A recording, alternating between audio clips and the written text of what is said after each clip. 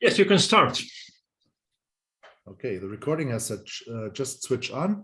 Yes, good afternoon, ladies and gentlemen in Kharkiv.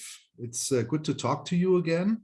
And this time I will give you a teaching lecture on the topic of organic chromophores. I will show you a little bit of the background of chromophore chemistry, because this also has some foundations for chemical industries, as you might know, which developed here in Germany and everywhere in Europe and over the world, beginning from the mid-19th century. So first of all, I will show you here the table of contents. Do you see the table of contents? Valentin? Yeah, everything is okay. Yeah, we see. Okay, so it works, everything. Okay, so after some historical aspects, I will give you some insights on what dyes are. Dyes are colored compounds, pigments, and functional dyes. Functional dyes are especially important because they are determining nowadays what you can do with organic materials that are deeply colored. And then I also would give you some very brief introduction in some photophysical aspects, where the color of organic compounds originates and what kind of measurements are taken. Of course, you know about this from your physical chemistry background, but nevertheless, it's a little bit of repetition. And then I will give you a classification of the most important synthetic dyes, also because they are on the market, most of them, and also the development basis for new dyes. And then I would like to focus on several classes of dyes, where I will tell you about syntheses and properties. I will tell you a little bit about properties of organic chromophores that really goes beyond simply being colorful or having absorption maxima at certain wavelength, but that they can indeed also be functional. And I will discuss with you polyenes, then the oligo and polyarenes, followed by polymethynes, and finally then tri- and diarylmethane dyes, and finally the macrocyclic aza anilines, for example, porphyrines also belong to that. And at the end of this lecture, you will also have a compilation of the literature references for further reading if you are interested and if you want to continue to educate yourself in the field. So here on this introductory slide, I will give you a short notice about how dye chemistry evolved. And actually dye chemistry, as most of chemistry in the industrial sense, is relatively closely linked to the technological development that started with the steam engine in the 18th century, and that finally led then to the invention of the locomotive, the steam locomotive, and the train systems that were created as transportation networks over the globe. And this, of course, led to all different kinds of technological progresses you can imagine. And therefore, there was a huge demand for iron and steel industry. And one part for the production of steel comes from iron ore, and the other part comes from coke. And coke is generated from coal by pyrolysis.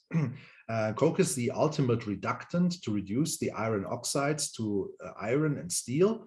And among the preparation of this pyrolysis procedure, tar is created as a side product. And tar is pretty blackish. It looks almost like crude oil. And this was a source of invention for chemists for quite some decades, when organic chemistry was in its early days. And you can imagine that almost every day a new compound was isolated and identified from coal tar by distillation, by crystallization, and so on. And then also Runge, for example, discovered that aniline was one of the constituents of the coal tar. And this led then to the invention of dye industry, first as manufacturers, where dyes were produced because people also wanted to have colorful clothes, not only gray stuff or brownish stuff that they would wear every day, but to have beautiful colors. And at the same time, of course, in the academic field, there was this interest in natural products. And one of the most interesting natural products at that time was, for example, quinine, which is active against malaria. And therefore, Hofmann told his student Perkin to synthesize from aniline by oxidation methods, mostly straightforward quinines, and that these quinines then should be used as a remedy against malaria. Perkin tried hard, but he never isolated quinine, but instead he generated a purple dye, which was brilliant in its color. It's mauveine depicted here. And that was the starting point of industrial dye manufacturing.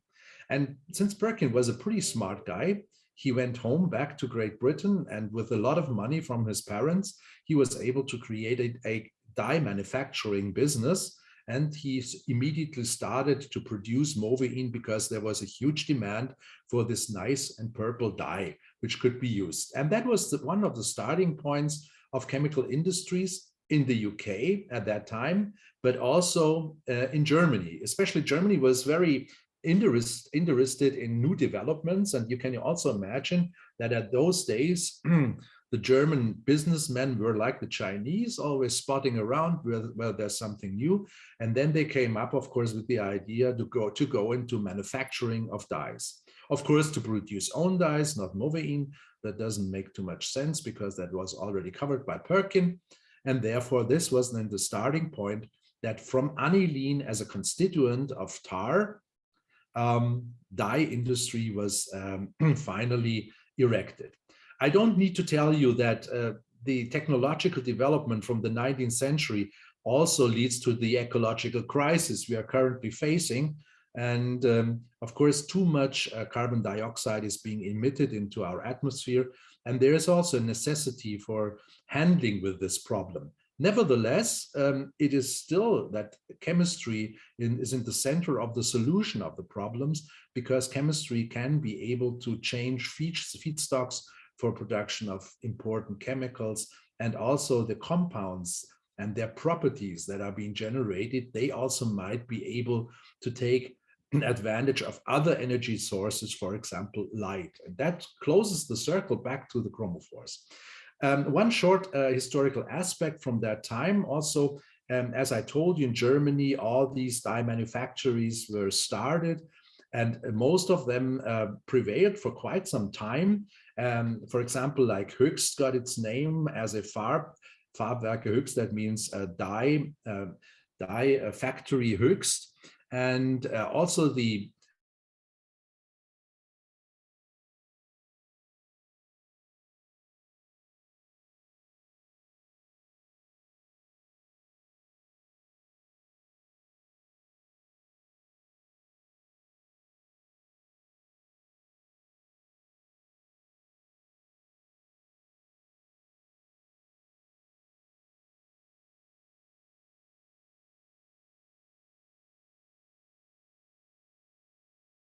and even more modern dyes like these expanded donor acceptor systems, which can be considered as push-pull chromophores, as well as Quarine violet, which has now also received Thomas, sorry. Yeah, okay. What's the problem? I have not electricity at home. In 5 minutes, my computer will be out of work. Okay. And so should I continue, or what? I'll try to connect to my institutional computer now and start presentation there. Okay. So shall I simply wait until I hear from you?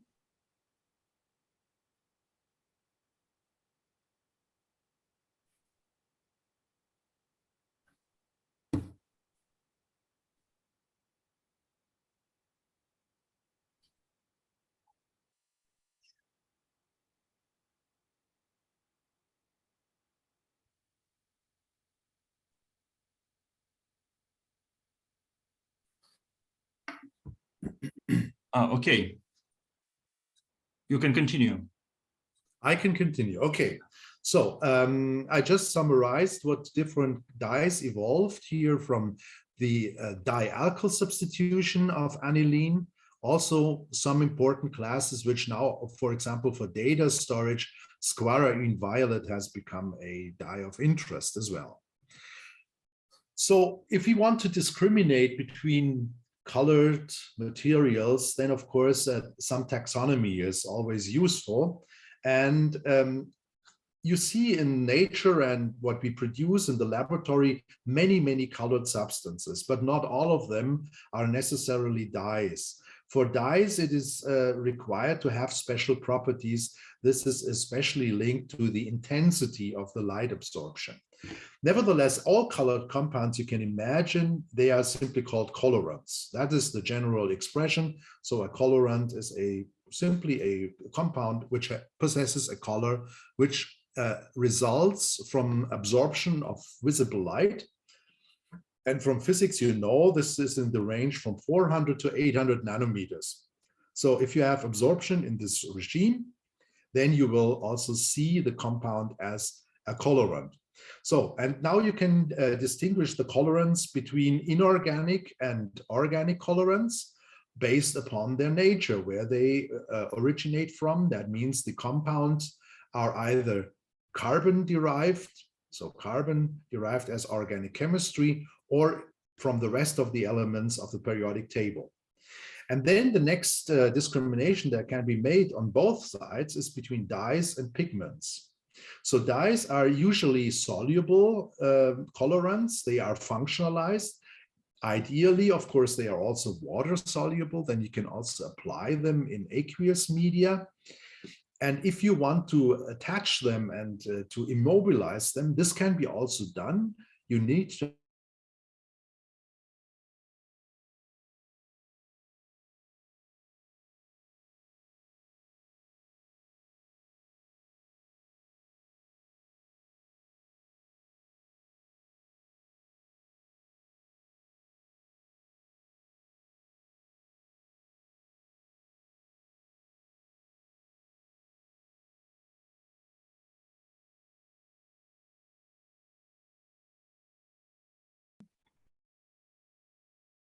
and the molecule themselves. And that holds true for both of them, for inorganic and for organic colorants.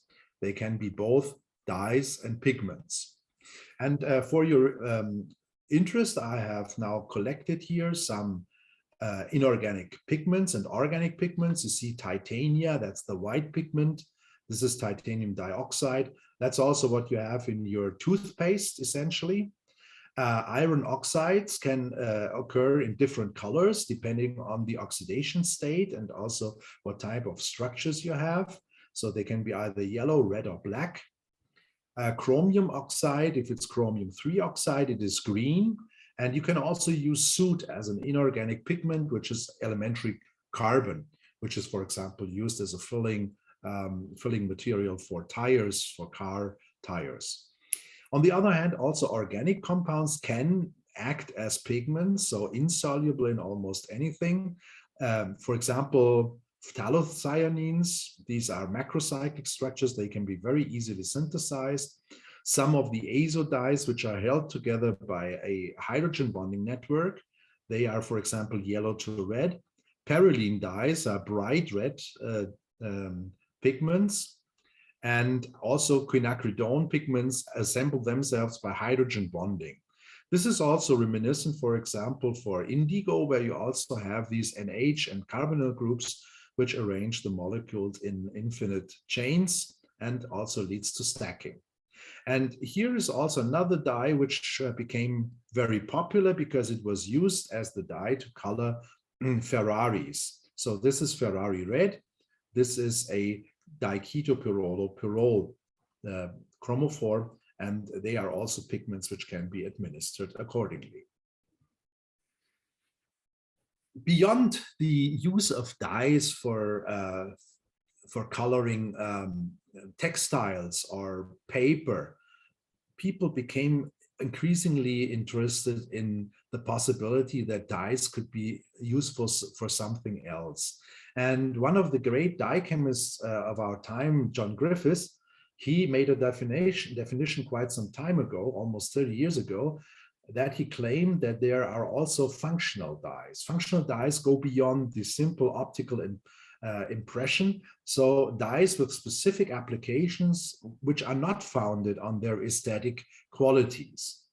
And this tells you that it means there are applications of dyes, of course, beyond dyeing. And if you think for a moment, you will come up with many examples where you find dyes where they play a special role.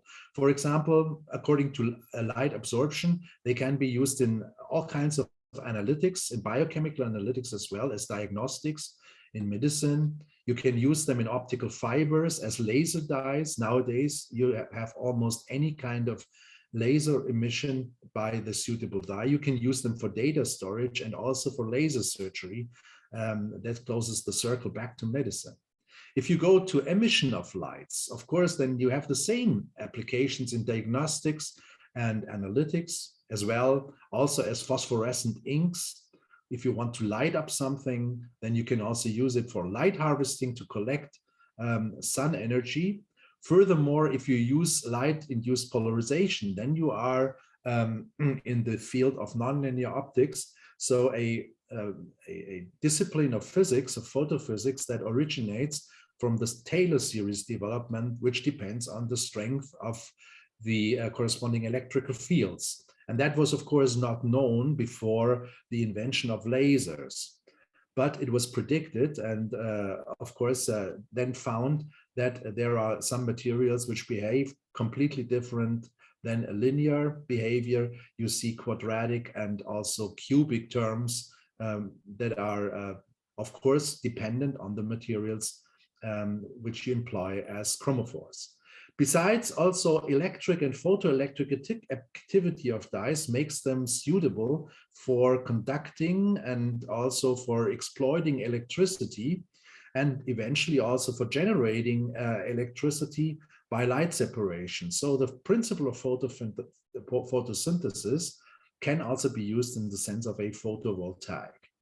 And finally, of course, because dyes are light absorbing, they can be also used as photochemical active materials. Nowadays, increasingly important in the academic field is photoredox catalysis, which also takes advantage of dyes absorbing light and also eventually absorbing light in the visible, which makes them also energy conserving, if you wish.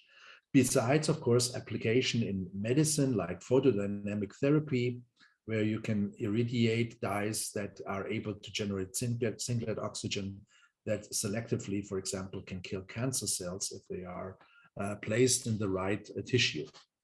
Photosensibilization, photochronicity, photoinitiation, if you want to go to polymer chemistry, this is also possible. Okay, now a short outing to physics, and most of this is very clear to you. You all have studied physics extensively and you know some aspects of optics.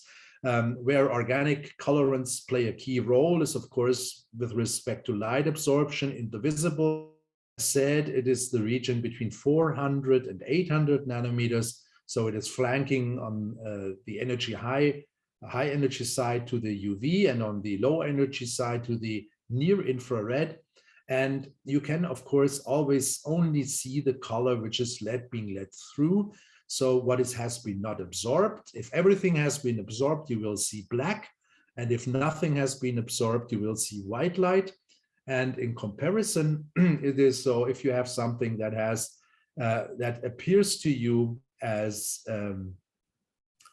something that is yellow or orange, it absorbs in the violet or blue region of the spectrum. Or conversely, if you go to an absorption wavelength of 700 nanometers, this is red light. And if red light is being absorbed, you see the complementary color, so it is green. And this can be then, of course, used in terms of color mixing. If you have an additive color mixing, that is, if you take light beams and mix them, then you will create by the overlay the mixing colors. And if you match the fundamental colors of, of blue, red, and green with each other, you will generate white light. So that is the way of synthesizing white light. And you can also play around with the different intensities and also the color flavors of white light. And this can be used, for example, in illumination. And the contrast to that, what we can do if we do painting with colors, this is subtractive color mixing. So if we mix, for example, blue and yellow together, we generate green. And if we mix everything together, we get something dark brownish. So this is the principle of subtractive color mixing. So mostly in photophysics, people are dealing, of course, with energies, and energies are usually giving in energy linear units, and these are most of the times electron volts. And as you can see here, the optical range is from 1.65 electron volts to 3.26 electron volts. So this is the energy range in which the absorption and emission of visible light occurs. Of course, chemists love to use wavelengths, but wavelengths have the downside that they are reciprocal to energy. And here I've given you a simple formula where you can immediately determine the energy in electron volts. If you take a certain wavelength, for example, 380, you simply insert here 1 over 380 and multiply it by 1241, and then you get the energy value in electron volts. So this is an easy thing to do. So taking the wavelength numbers as they are usually given from the spectrometers to convert them directly into electron volts. And if you're discussing with theoreticians, of course, you will always need to have the energy linear units so that they can understand and you can understand what they are talking about. Okay, so where do these colors come from? Of course, from absorption of light. And if we now consider molecules consisting of orbitals, which are usually represented by wave functions, so the probability density of this square of the wave function ultimately gives you this information. And since the world of the orbitals is quantized, you have transitions only between the orbitals, mostly depending also on symmetry factors. So not everything is allowed, only allowed transitions you will see predominantly in the spectra. And if we take, for example, this hexatriene, where you have conjugated double bonds, then you have a pi to pi star transition, which occurs with an energy of 111 kilocalories per mole. And if you convert this into wavelength, this would be 258 nanometers. At exactly this wavelength, the triene absorbs energy and leads to promotion of an electron coming from the highest occupied molecular orbital to one of the virtual orbitals, so the lowest unoccupied. That would be psi 4 in this case, where this electron is now excited. As you also can see, it occurs under spin conservation. So if you take a singlet molecule, you will also end up in a singlet excited state. This is the rule of the multiplicity conservation that has to be maintained. You can also see excitations which occur at lower energies from, for example, non-bonding electron pairs on the carbonyl group of oxygen. And this, for example, leads then to an N to pi star transition because it goes into the pi system of the C3 of the molecule. In this case, it is an enone that has been depicted here. And if you also calculate it into wavelength, this reflects to an energy, a wavelength, a band of 340 nanometers. Also, this excitation occurs according to the rules of quantum mechanics, so the multiplicity will be conserved. But this not necessarily has to stay always so, because with the spins, you will also see to some extent changes. So how are these spectra being recorded? The principle is Lambert-Beer's law, where you take an incident light beam, you have the cuvette with your colorant of interest that has a certain length. And by the transmission through this cuvette, the initial intensity gets attenuated so that the resulting outcoming intensity is lower, and this follows this logarithmic law. That's Lambert-Beer's law, and it tells you that the Greek letter epsilon has the meaning of the molar extinction or coefficient. This is more or less a magnitude of an absorption, how strong it can be. And it also characterizes each absorption band. Then you have a dependence on the concentration. Therefore, you can also use photometry. If you know epsilon, you can use it, for example, to determine from the measured ratio of incident over outcoming light to determine concentrations.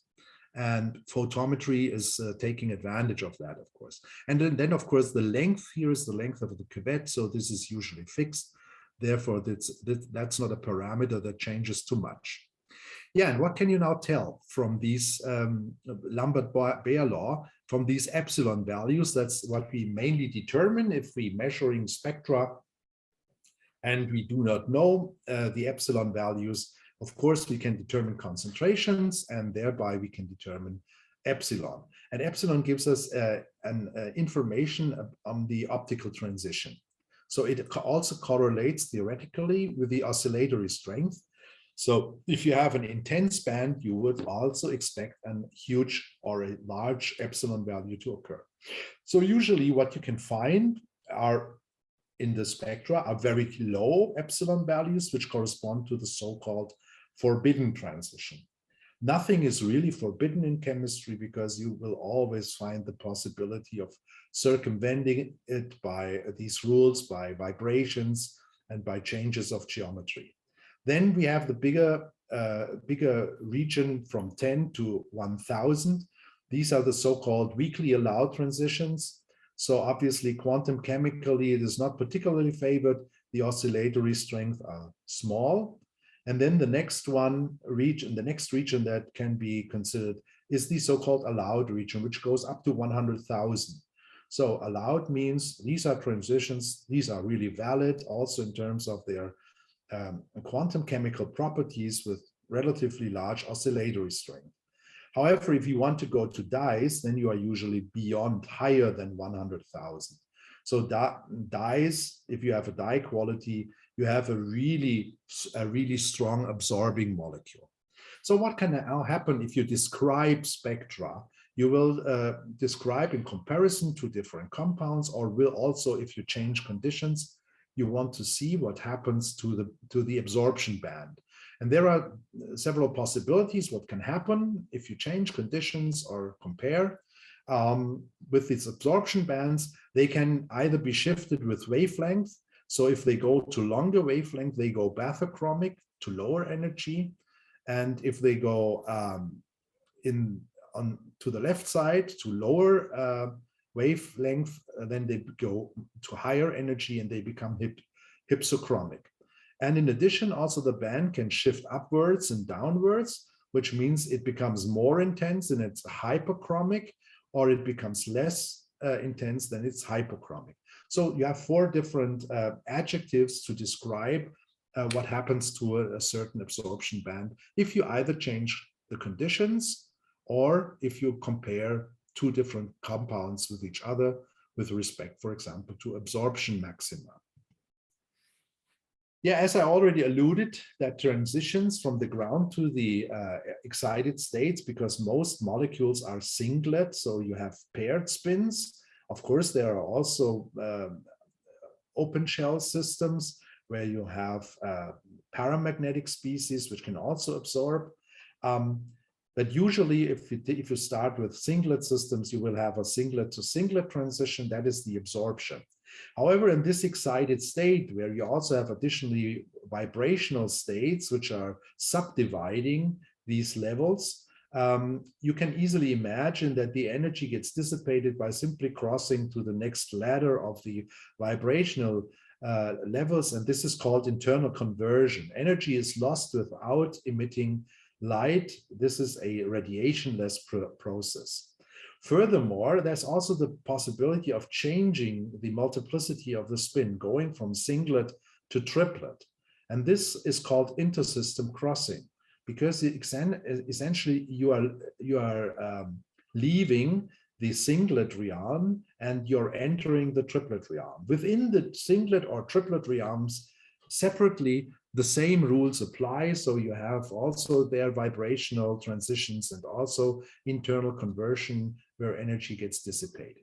However, if it comes to the lowest excited state level, either on the singlet or the triplet side, then the photon has a certain lifetime, which we call fluorescence lifetime, if it gets emitted from the singlet state back to the ground state. This is usually in the time scale of nanoseconds, whereas if you have the emission from the triplet state, which obviously occurs also from lower energy, this means these emissions are redshifted, so they go to longer wavelength, to lower energy. And this is this phenomenon which occurs on the time scale of microseconds to milliseconds to seconds and even to minutes and hours. This is called phosphorescence. So you can distinguish emissions due to their lifetimes, and by their lifetimes you can conclude that it has been either a singlet or a triplet state from which this emission occurred. That's the way how the energy gets returned back in the sense of radiative emission back to the ground state. So now if we want to take a look at molecules, what they have as certain properties which make them colorants and also chromophores, we can easily identify that what has been already known relatively early on, that you have something that is a chromophore which is bearing the information for absorbing light in principle. And the chromophore can be either a linear, branch, crossed, or cyclic topology. So different topologies are possible. And on these chromophores, if there are being placed certain substituents, they will of course affect the behavior in terms of absorption and also emission. They are called oxychromes if they are electron donors. So the usual suspects are hydroxy, alkoxy, amino groups, or they can be anti-oxychrome or acceptors if they are carbonyl groups, nitro groups, and iminium or oxonium ions, for example.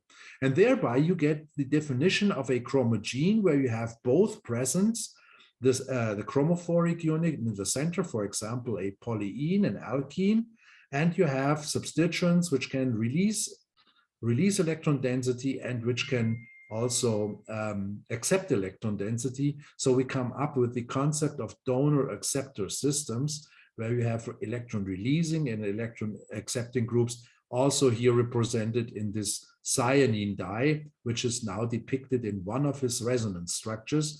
There you can see that the pyridinium moiety would represent an acceptor because it's positively charged. And on the other side, you have this alkynylidine quinoline, which tells you that this is an enamine and therefore it is a donor, it's electron rich. Okay, so we have a common principle which we can use if we take organic colorants.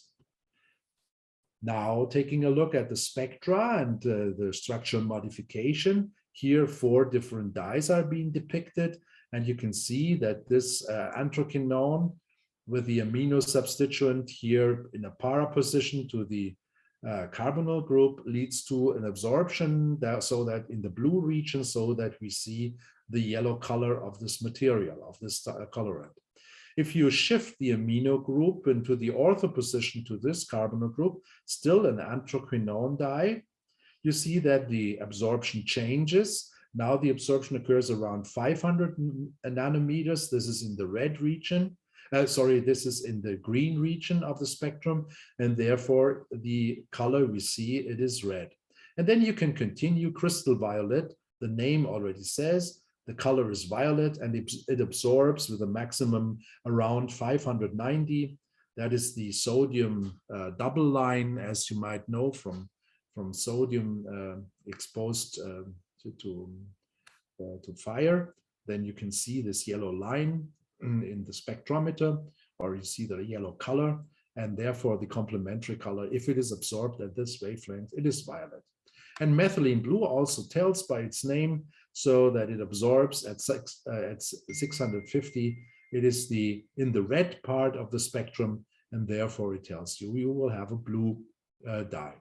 And therefore, by expanding the dyes in their structures with conjugated frameworks, you are able to also intensify the absorption. So this is the construction principle by increasing the dipole moment along the axis of transition, and thereby you will get large extinction coefficients. And that's the way how dyes are being ultimately constructed based on their physical-chemical properties and how it is translated into the structure. So this leads us then to the classification of the most important synthetic dyes we can derive. Of course, the easiest principle are polyenes, as you can see here. So this is beta-carotene. So it's a provitamin, what we all need, so not to get blind at night. It contains many conjugated double bonds, and therefore it also has absorption in the visible.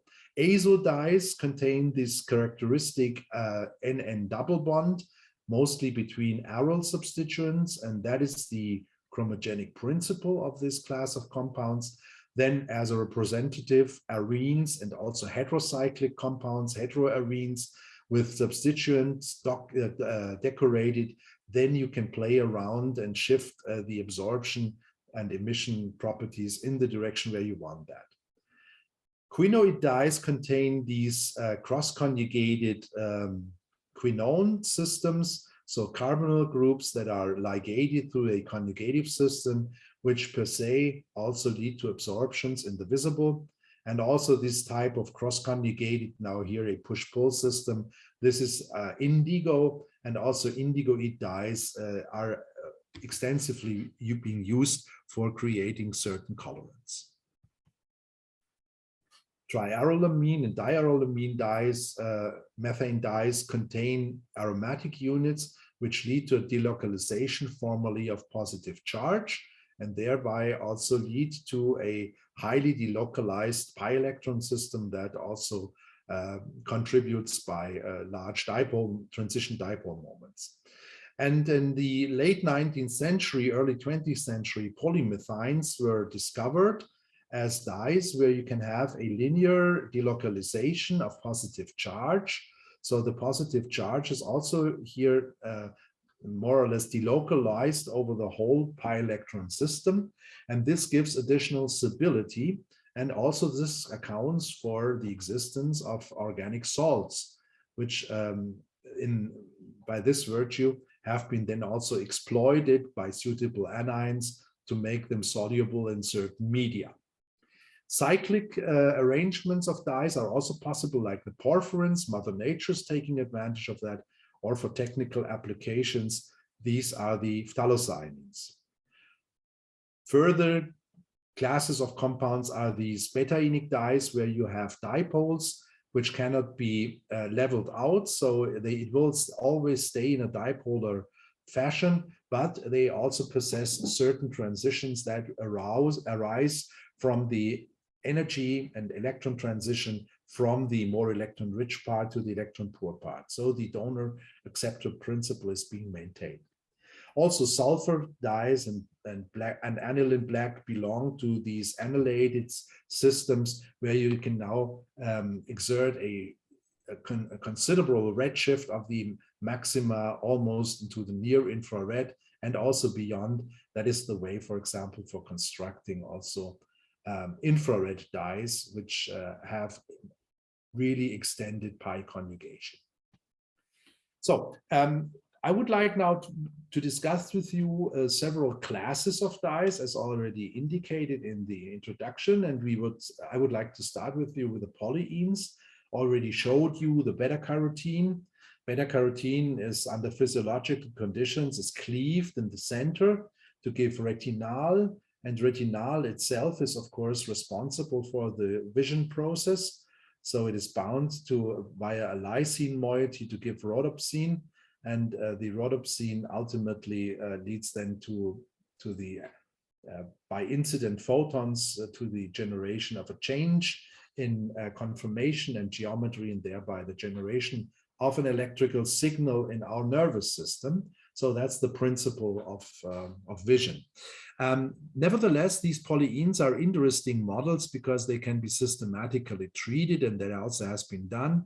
Also, it has been looked on the consequences, what the configuration of the polyene might have. So if you have at the 15 double bond a cis configuration, so this is the dashed line, you see that the absorption spectrum of the Al-E configured beta-carotene changes.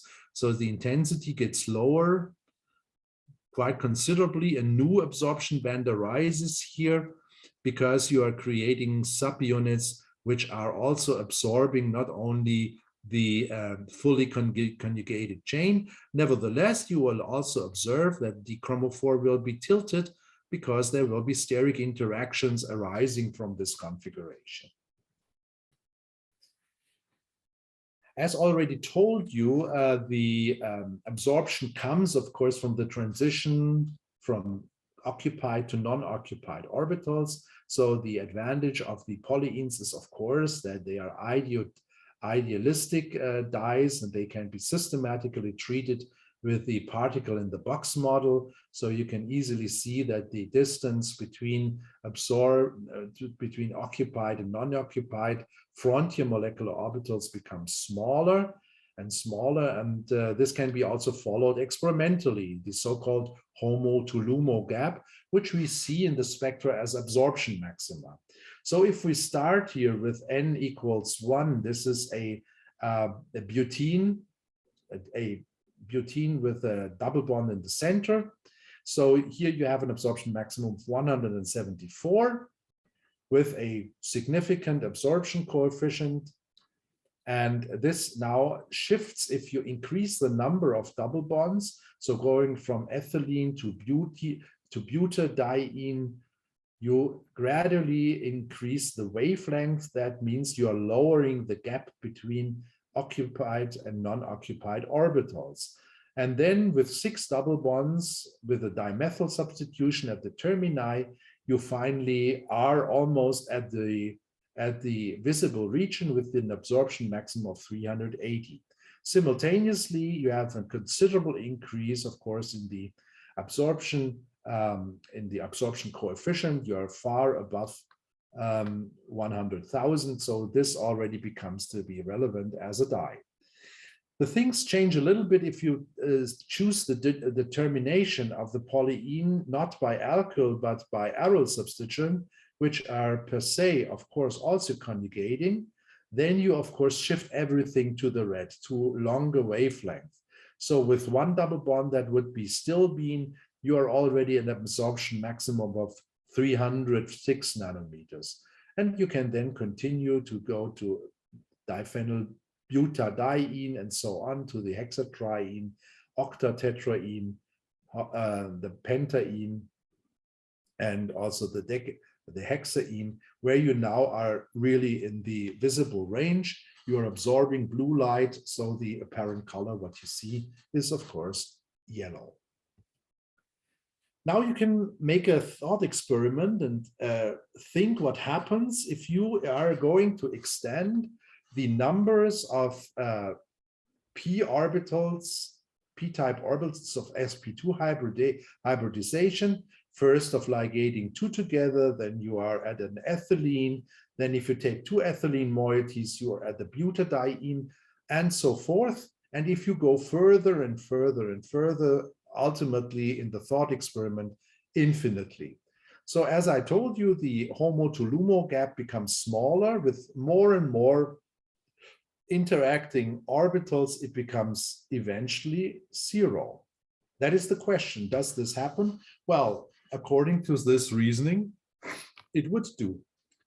So we would expect something like that. If you look at solid state physics, that would be a one-dimensional conductor. It would look like so that there is no Fermi. The Fermi level is almost between the fully occupied and the non-occupied states. So essentially, there is no gap any longer.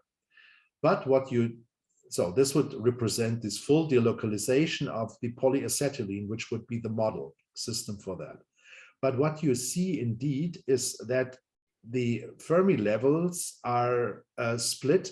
So you have a lowering of the Fermi level because a thing happens, what you call breaking of symmetry. And this breaking of symmetry in the solid state is called Peierls distortion. So this means your polyenes are not fully conjugated as you would imagine from benzene, but they are more or less localized double bonds. And this leads, of course, to an enlarging of the gap. Therefore, we will never go to a zero gap, but rather we stay at a certain energy level, which is then named as the new Fermi energy level that can be described. You know something similar from molecular chemistry, that is the Jahn-Teller distortion, what you see, for example, in copper complexes. So a copper 2 complex is not an octahedral complex, but it is a quadratic bipyramid, which is expanded along the axis. And that is the reason thereby you are by lowering the symmetry, you are also changing the energy levels. You are avoiding degeneracy. And degeneracy is that what you have in this case, where you have a full delocalization. In the case of breaking the symmetry, you will generate a lower energy orbital, and therefore this is what we observe. Therefore, polyacetylene per se does not have a zero band gap between occupied and non-occupied orbitals. Nevertheless, it has been found that polyacetylene can be transformed into a conductive state, which would result from this Fermi level by oxidation or reduction. That means you are taking out electrons, generating radical cations, which then can be delocalized over the complete chain because they are something different, or you are introducing electrons by reduction. Then you, of course, you have a radical anion, the same possibility of delocalizing and thereby stabilizing the charge. Then you can take advantage of the delocalization, which does not work in the neutral state. So actually for polyacetylene, it is relevant to introduce finally to have an odd number of electrons on an even number of these CH fragments, which are constituting the conjugated system. And this is an important aspect if we want to think about application of dyes in conductive materials. There are also some relevant photophysical studies on series of oligomers. Here in this case, these are these polyphenylene vinylene systems where you always have the styral moieties that are conjugatively linked. And if you now take a look at the spectra, so it starts here with one of the units, so this is a stilbene, and then it continues with the butadiene and so on. You see that the absorption maximum is shifting to longer wavelengths, to lower energies, and simultaneously it is more or less approaching to a final value. As you can see here with 11 double bonds, it had not shifted to over 600, but it still stays along around 500. And therefore, one can also try to find out what this kind of, it looks like a reciprocal behavior. If you can also pinpoint that down, if you plot the energy of the absorption in electron volts against the reciprocal numbers of these units. Or you can also take benzene rings, you plot it against the reciprocal of the benzene rings. And if you do so, you see that the most of them lie on a line, and therefore you can do a linear extrapolation, and where it cuts the y-axis, then you have the final energy of an infinite system. Nevertheless, what you already see here, so here you see that the turn around at I equals 11 numbers. At 11 numbers, it doesn't change in its absorption energy. So it obviously has reached its final destination. And this tells you 11 double bonds are necessary to delocalize. And then you don't see any change with 15 numbers, you don't see, and also the polymer is known, which lies at the same energy. And that is what one calls now effective conjugation length of polymers. So how far does a conjugation really lead? Is it infinite? Obviously not. It ends at a certain stage, and that is, well, that's a property of the materials because they are not perfect. They are, well, they are twisted out of planarity, and of course you always have benzene moieties which can act as sources of stability. And this is a possibility how you can find out some characteristics of these types of conjugated polymers. So how are polyenes being synthesized? You are all chemists, chemists, and you have an idea, of course, of synthesizing double and triple bonds, and also that can be expanded, of course, to polyenes. Either you are generating your multiple bond by de novo formation, and then you are immediately at aldol condensations, which are very prominent and which are often used also if you want to synthesize polymethines, another class of dyes, which I will talk about later. Or by carbonyl olefination, more general, Wittig type reactions, McMurray, Tebbe, and so on, where you have the possibility, of course, of also creating double bond systems. The other alternative is you take the installed multiple bond and you are forming single bonds, sigma bonds.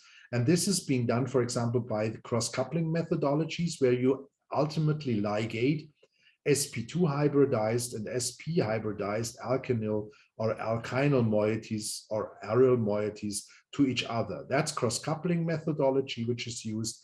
Heck reaction, Sonogashira for coming to the alkynes. But you also can use the ring opening metathesis polymerization, the ROMP polymerization, for ring opening and generating macromolecules. This is a relatively new mode of polymerization. And thereby you can now create all different kinds of variants. You can create oligoines, you can create oligoenes, double bond and triple bonds. You can also include aromatic units like these phenylene vinylines or phenylene ethynylenes, so aromatics and triple bonds. And these materials are, of course, interesting not because they are the perfect electrical conductors like polyacetylenes, but they are being considered as organic semiconductors, which can be made conductive under certain conditions when charges, for example, are being introduced. And therefore, they play a key role in applications such as organic light-emitting diodes, organic field effect transistors, and also in molecular wires. Molecular wires are more or less the analogs to conventional wires, and we have copper wires everywhere where we have to deal with electricity. Of course, organic wires would be also favorable, especially because they would be so much lighter.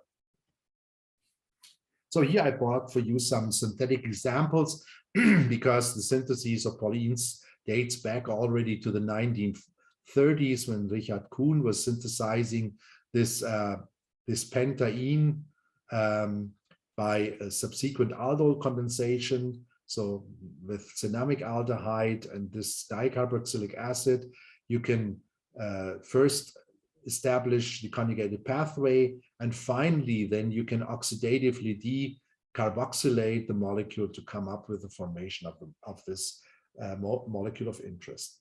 Also, you can perform repetitive aldol condensation with this crotyl aldehyde using an organocatalyst like piperidinium acetate.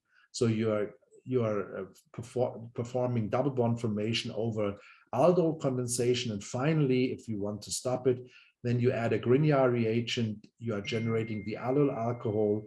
The allyl alcohol can be dehydrated, and then you have the possibility also of investigating what already has been found in beta-carotene.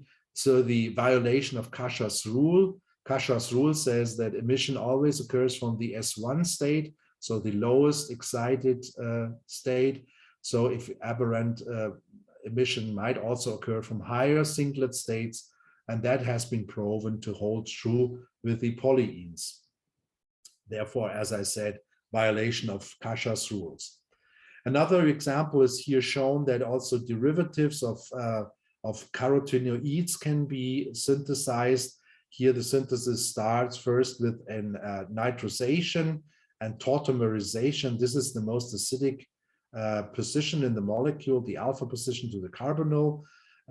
Deprotonation forms the enolate. The enolate then accepts the nitroso moiety, which then tautomerizes to give this oxime. This oxime is quite nice to handle. And now deprotonation occurs here with potassium tertiary pentoxide at the most acidic methyl group, and that is here. And then you can perform twofold aldol condensations, and then you will generate an almost deep violet colorant, that is violo-erythrinodioxime, which you can generate. That is a congener, if you wish, of the beta-carotene, now of course with another color. The Wittig reaction is a carbonyl olefination reaction where you take phosphorus ylides and carbonyl compounds, and chemoselectively you form the double bond, and as a byproduct you will generate triphenylphosphane oxide. And this is indeed also the industrial process for the BASF synthesis of beta-carotene, so they still do it that way. So whenever you are drinking orange lemonade, it has been enriched with beta-carotene. It's very likely that it has been produced by the BASF.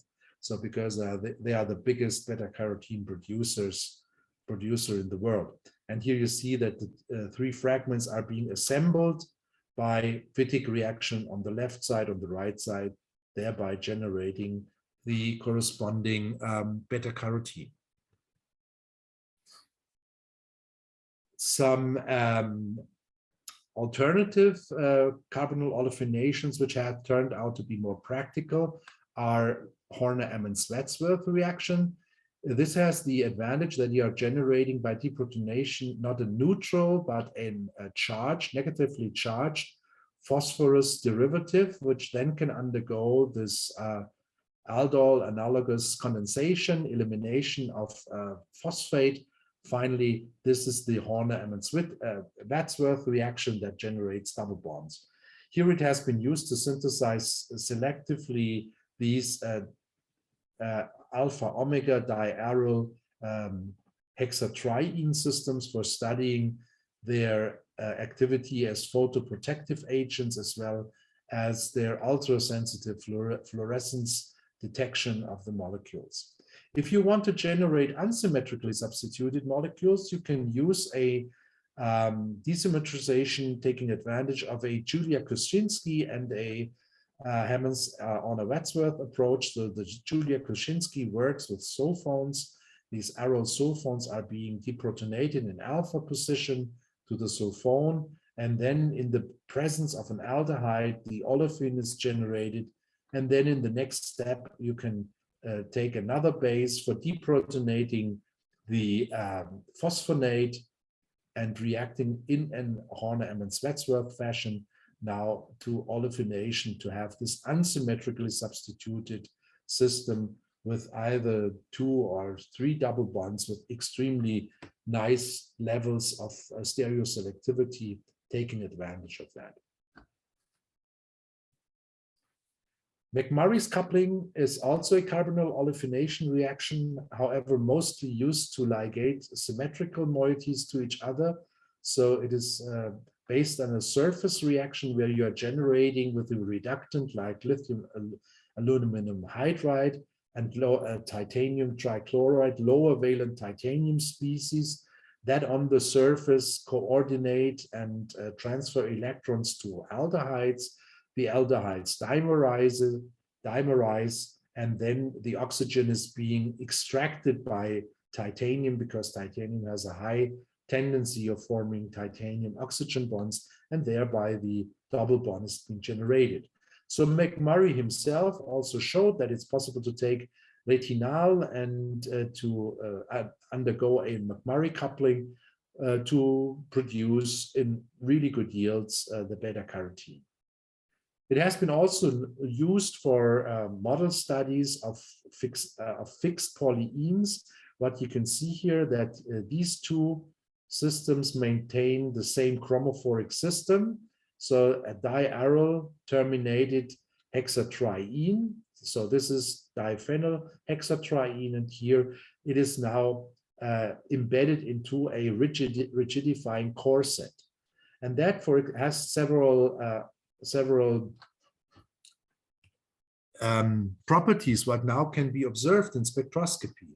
First thing what you see is that the absorption maximum is redshifted. If you are flattening the molecule, you will have the transition at lower energies at higher wavelength in comparison to the system which still has rotational degrees of freedom and which of course can also lose some intensity of the emission. As you can see here, the rigidified system has a fluorescence quantum yield of 64%, where here in this unbiased system, the fluorescence quantum yield is considerably lower. So this can be rationalized by diminishing the homolumo gap, by reducing the torsion, which you still have present here. And this also leads then to an increase in fluorescence. Also, the McMurray coupling has been employed to synthesize these macrocyclic anilines. And if you count the electrons, you will find this is an anti-Hückel number. So it is 20, and 20 is divisible by 4. So a 4n pi system. And therefore, this is also presumed to show a paramagnetic paratropic ring current in the NMR spectroscopy. And indeed, this is being found. Furthermore, it can be also shown that one has a broad band arising from the absorption of this chromophoric system.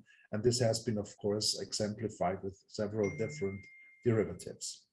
We also did application of McMurray coupling for ligating to this bis-aldehyde of phenothiazine, which with itself, under these conditions, and thereby we are generating these donut-shaped molecules, as you can see here.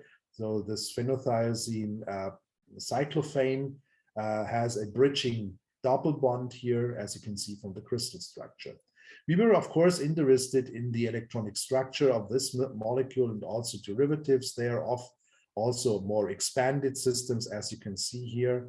These are also possible. And what we see if we perform the quantum chemical calculations is the HOMO, the highest occupied molecular orbital of all these cyclophanes, shows that there's significant coefficient density everywhere in the molecule. Not only here in this where the donor moiety sits, but also on the bridging moieties. And even in the case where this double bond has been reduced by hydrogenation to an alkyl bridge, an ethynyl bridge, we still see coefficient density in the sense of sigma bonding. So a fully delocalized HOMO accounts for a full electronic communications between these two electrophoric units. Typical for phenothiazines are the huge Stokes shifts one can observe. So absorption occurs at the edge to the visible in the ultraviolet, and here the greenish emission clearly shows that one receives huge Stokes shifts, so big separations between absorption and emission maxima. Using cross-coupling methodology as an alternative for synthesizing polyenes has been exemplified, of course, from models of polyacetylenes. You see here these polyene syntheses. It starts with the preparation of the suitable building blocks. It's almost like a Lego system. So the hydroalumination of this acetylene transformation into the vinyl iodo component gives the terminating head group, which is needed, which also prevents the tertiary butyl group, prevents aggregation of the target molecules. And starting from this dichlorobutadiene, one can either introduce one or two stannane moieties for performing then a Stille coupling. Stille coupling is the cross-coupling between halides and stannol compounds. And thereby, for example, one can now also create other fragments that can be used in the synthesis of the oligoenes. And here you see the synthesis of several oligoenes with increasing chain length, and then cyclic voltammetry has been performed to assess the ground state electronic properties. You see that there are multiple oxidation and reduction waves. So oxidation here on the right, reduction waves on the left. And thereby you can also determine from the lowest values of the reduction potentials and the lowest value of the oxidation potentials, this so-called electrochemical homo-lumo gap. And if you do so for this and this and this derivative, you will now be able to plot the oligomers in a reciprocal fashion, the energy differences between the oxidation and reduction level against the reciprocal numbers of units. So this gives you the effective conjugation wavelength. So if you let it run to infinity, and this tells you that the effective conjugation length here is 1.7 electron volt. And interestingly, this nicely matches extremely nicely with the value of polyacetylene. So polyacetylene is indeed a polyene structure, what you can derive from that.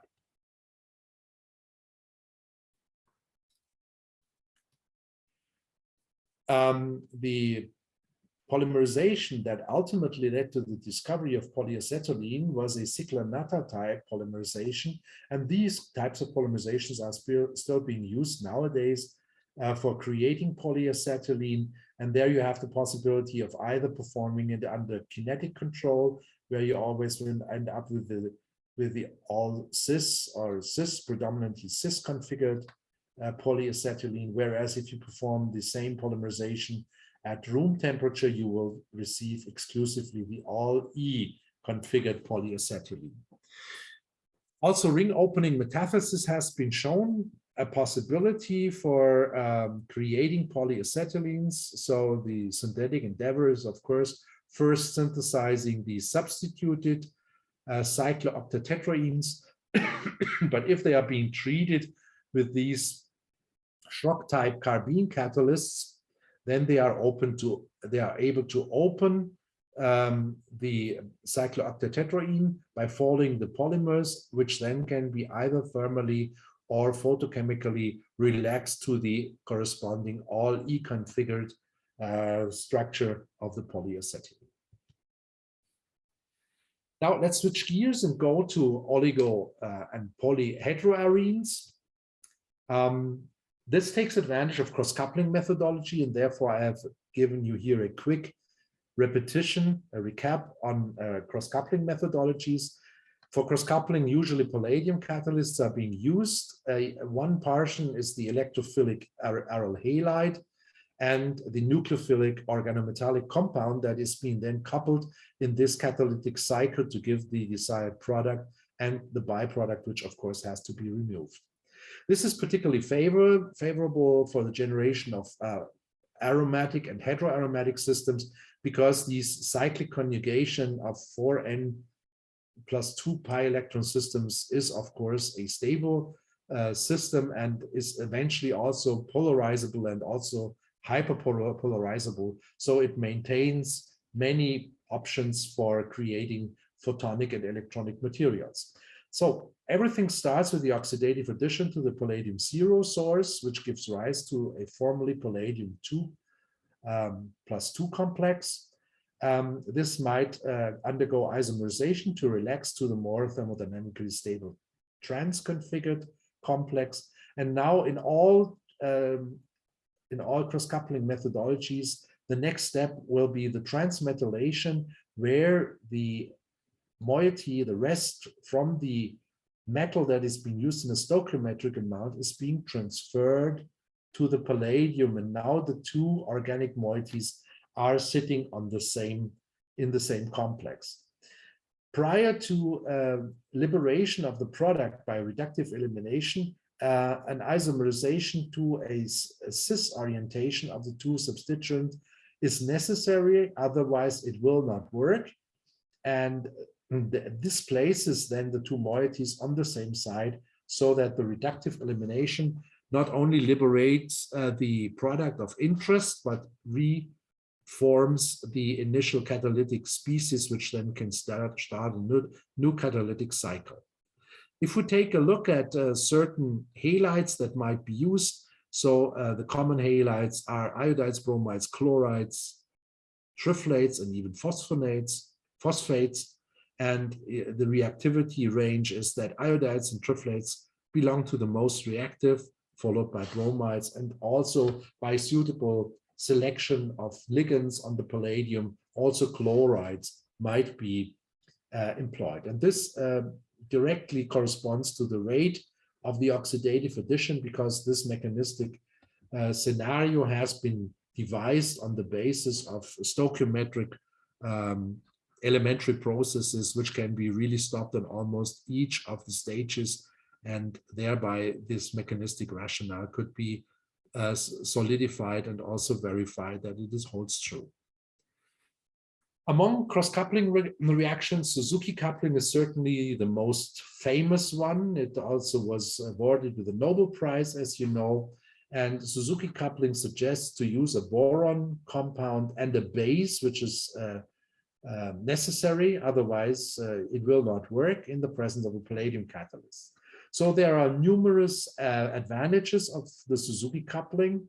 For example, that most boron compounds, boranes, are often easy to generate, and especially boronic acids are very nice to handle. And you can use also many functional groups present in your aryl halide moiety, in your aryl boronic acid moiety, and additionally boronic acids and also their esters are considered to be non-toxic. This is also very interesting because that is user-friendly, and therefore you can easily perform these reactions without too many safety precautions. But of course, there are also some disadvantages, and these lie in the reactivity. First of all, you need desperately a base to trigger the reaction, otherwise there will be no transmetallation. And this also tells you that ultimately base-sensitive functionalities cannot that easily be accepted in a Suzuki coupling. Furthermore, that also comes from reactivity. Boronates are by their nature somehow lower in reactivity. Therefore, you often need to employ higher temperatures. So boiling in DME or in THF at 80 degrees or even 100 degrees under pressure is often recommended and leads to best results in the Suzuki coupling.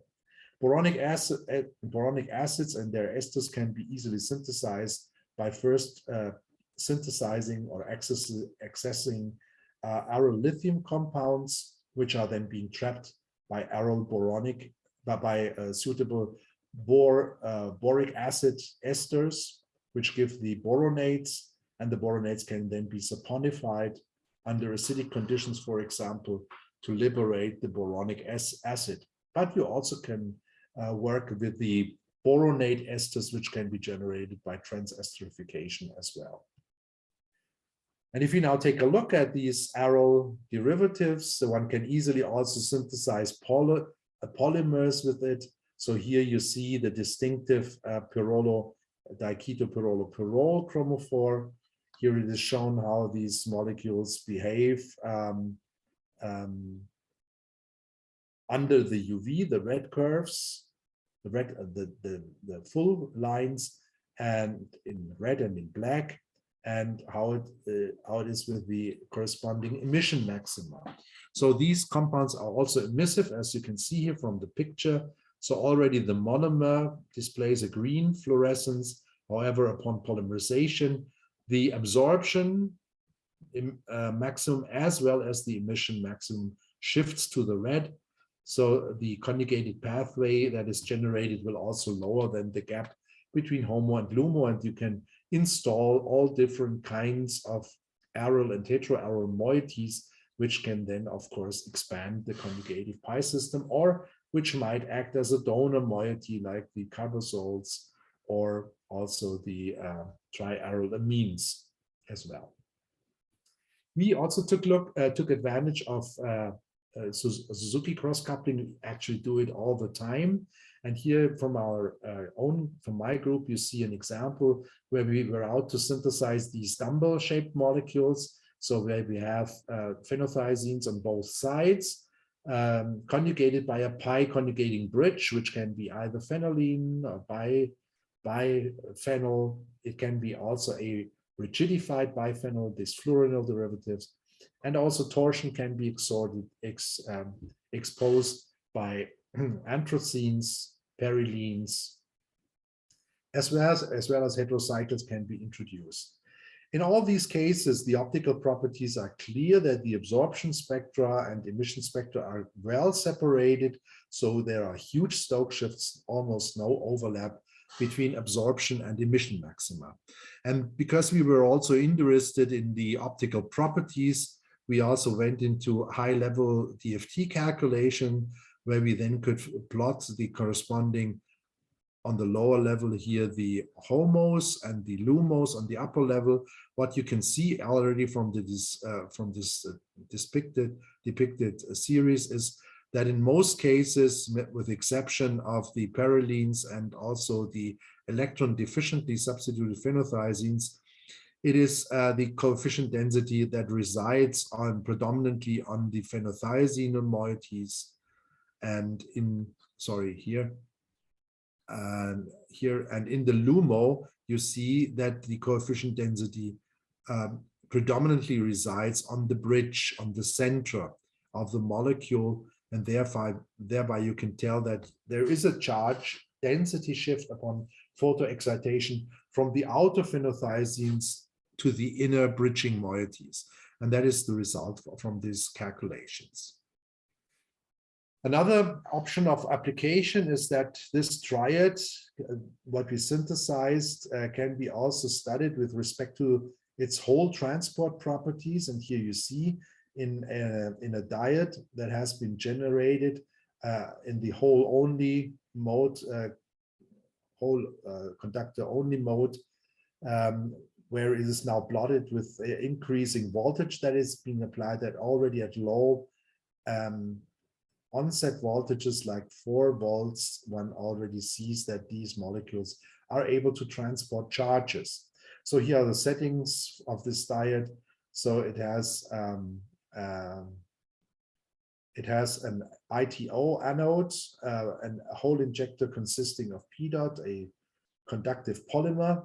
Then the hole conductor layer, that's this molecule, approximately 100 nanometers thick. And then everything is colored with an aluminum cathode to close this circuit and then to determine the current density. Furthermore, with oligophenothiazines in hand, we also took a look at their electronic properties. And here in this case, we investigated the excited state properties. So to take a look at the corresponding fluorescence maximum and plot the fluorescence maximum against the reciprocal numbers of phenothiazine units, simply to have this information. And as you can see here, the effective conjugation length is the same for the 7-mer and the 6-mer as for the polymer, and lies at 482 nanometers. And we know that from the polyphenothiazine that the fluorescence quantum yield amounts to 48% in this case. So we can do structure property relationships with that. Next synthetic method is the Negishi coupling, which takes advantage of higher reactivity, the absence of additives. Essentially, you can generate the same products as the Suzuki couplings, however, at lower temperatures. So this is an advantage. The high reactivity of the zinc compound and the tolerance of functional groups. So you can introduce on both sides many, many functional groups and bring them in.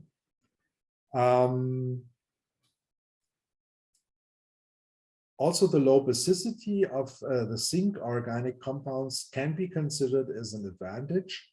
Nevertheless, zinc organic compounds are a little bit cumbersome, a little bit difficult to prepare. So it needs a lot of skilled experimentation. But once one has this in hand, so it is an easy game to play, And there are, of course, different possibilities of synthesizing these zinc organic compounds, either the direct synthesis using zinc and the halide of interest to generate the corresponding aryl zinc halide, or the diaryl zinc species is also possible to be employed, or it can be performed from lithiated compounds by direct transmetallation with zinc chloride.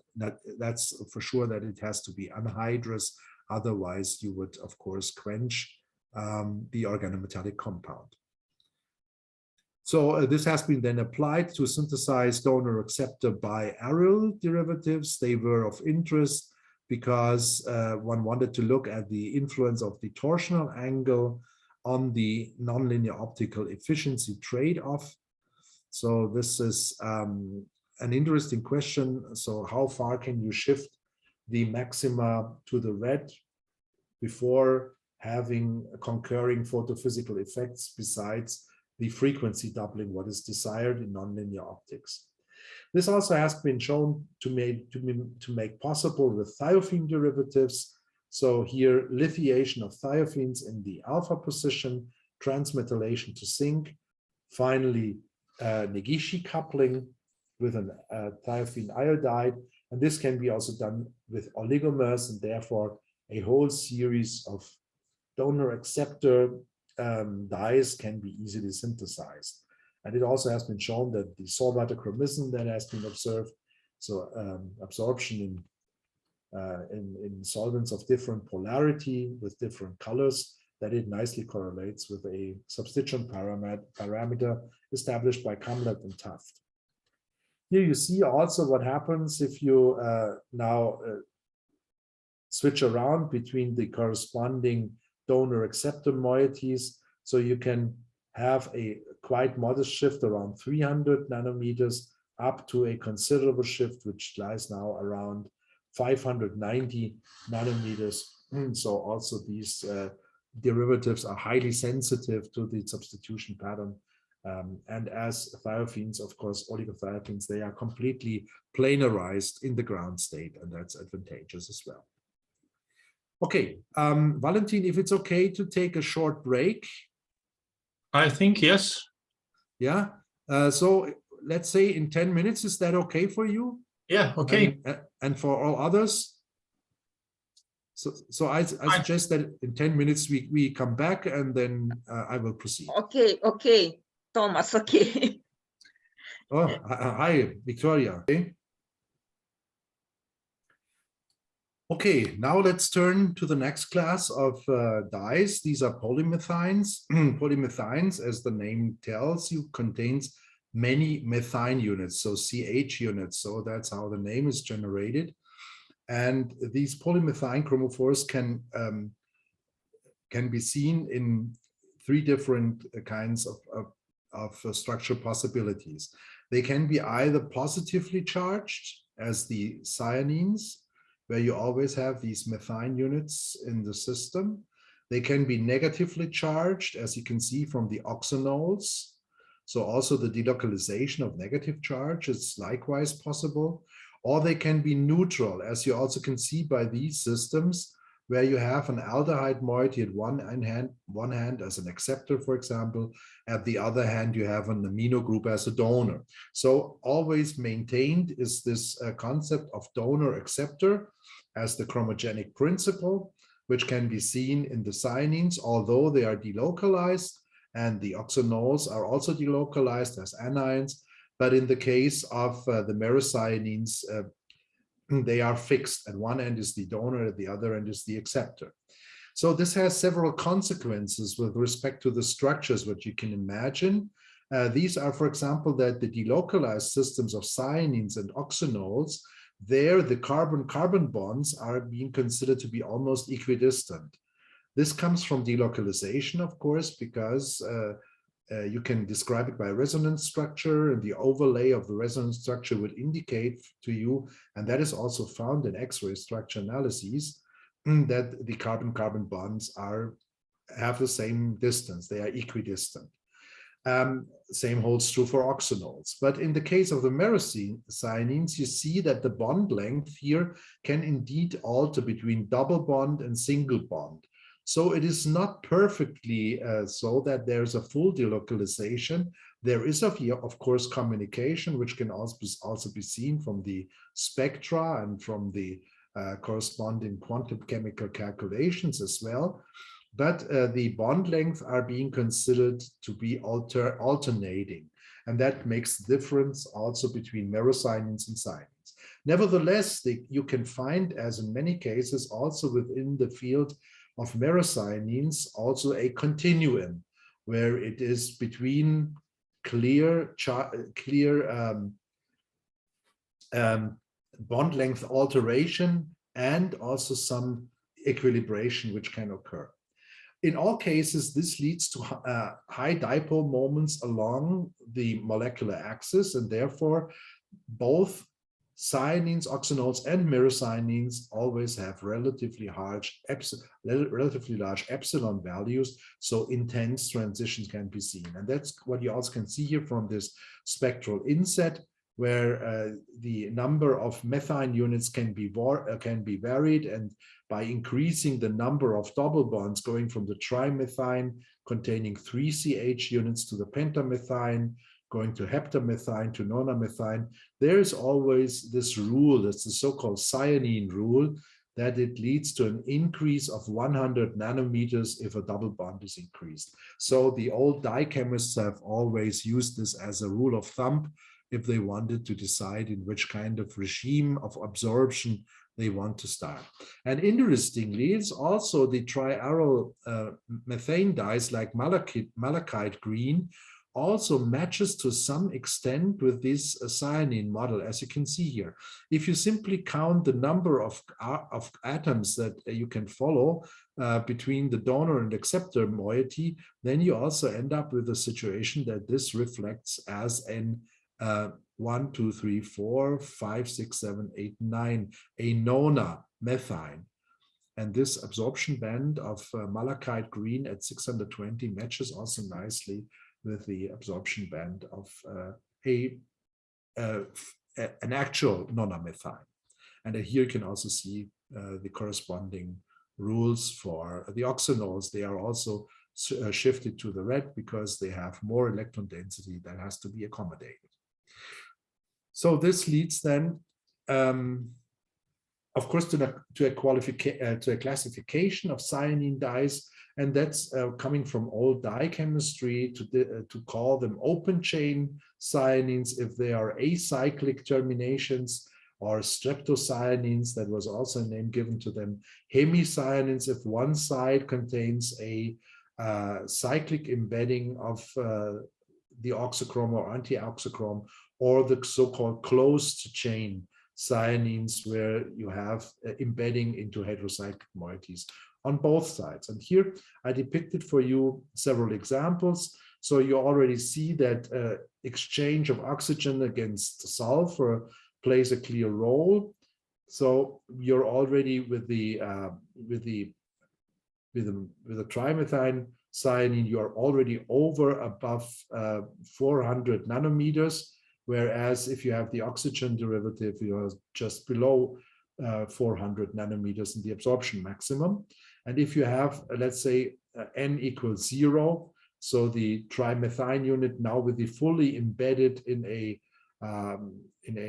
quinoline structure embedded dye shows already that you have a maximum lying above 500 nanometers, and thereby increasing the numbers of double bonds, so going from the trimethane to the pentamethane, heptamethane, nonamethane, gradually shifts the absorption maximum to the red. And here in the case of the quinoline terminated cyanines, the closed chain cyanines, you are with 3 double bond moieties here implemented already in the realm of NIR absorbing compounds, let's say in the near infrared.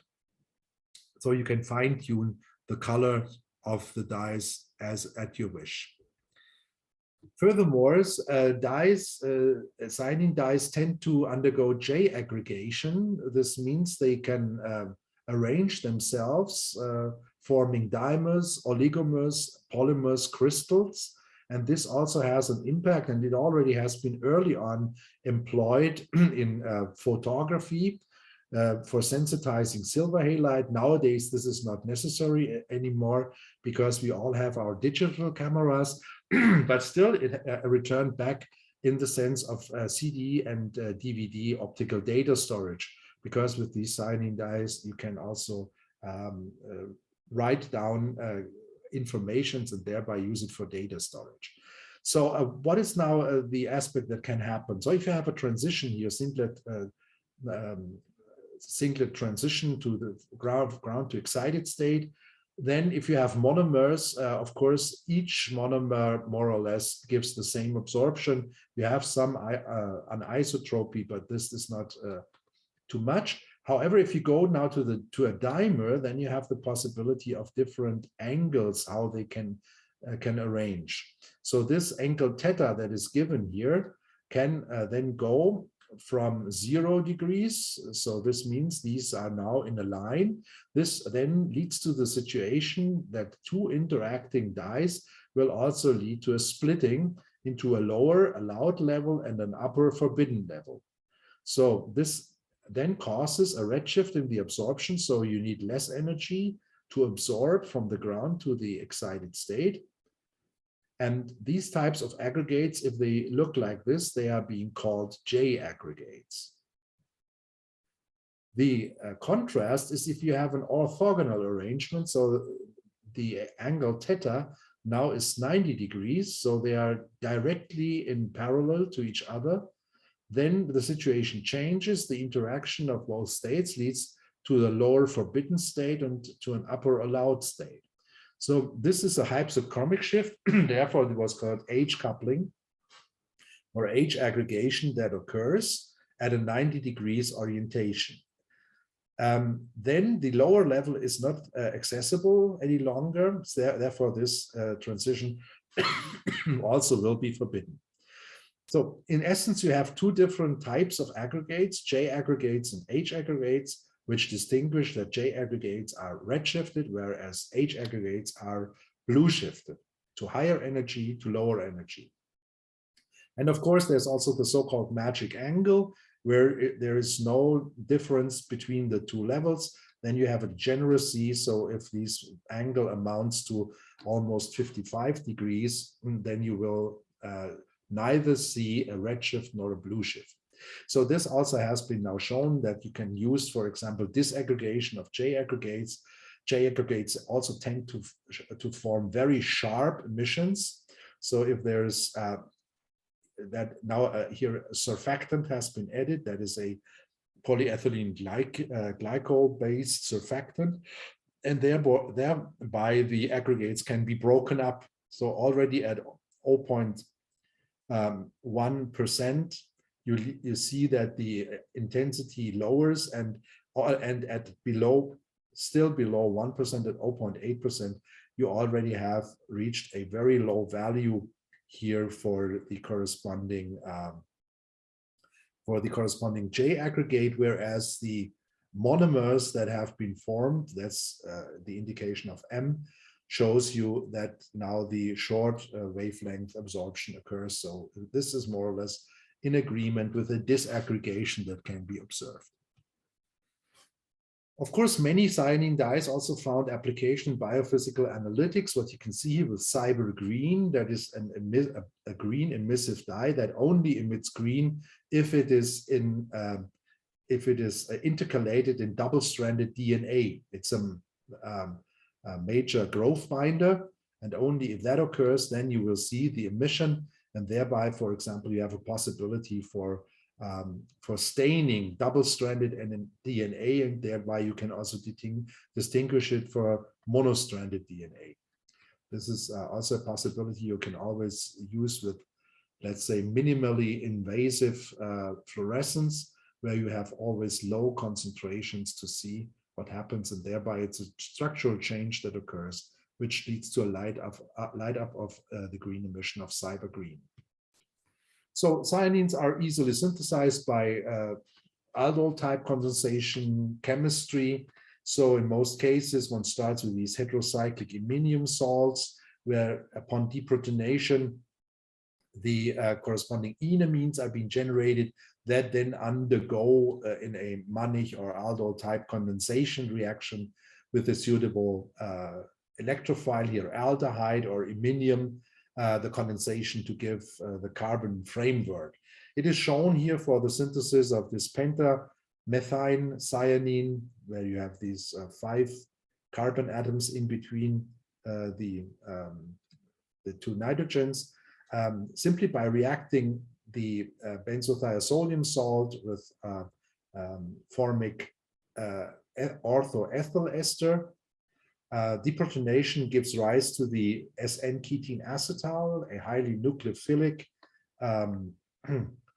component, and upon heating here, this orthoester will then undergo hydrolysis to generate a base, which is favorable, but also an electrophile, which then reacts with a nucleophile to give the first carbon bond being formed.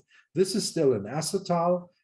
First, you will see that it comes to an elimination of ethanol, and thereby the electrophile is reconstituted, which reacts with the second moiety, and thereby creates the framework. And then a final ethanol elimination gives rise to the product formation, the generation of the cyanine dye. Now let's take a look at the merocyanines, because you can also consider them as alpha donor, omega acceptor polyenes. So this bridges the gap between the cyanines themselves and the polyenes on the other side. So donor acceptor substituted polyenes can be also considered as merocyanines if they are neutral. They possess usually a large ground state dipole moment, and in many cases, this dipole moment even increases upon excitation, photoexcitation. And you can easily prove that by recording the emission spectra in different solvent polarities.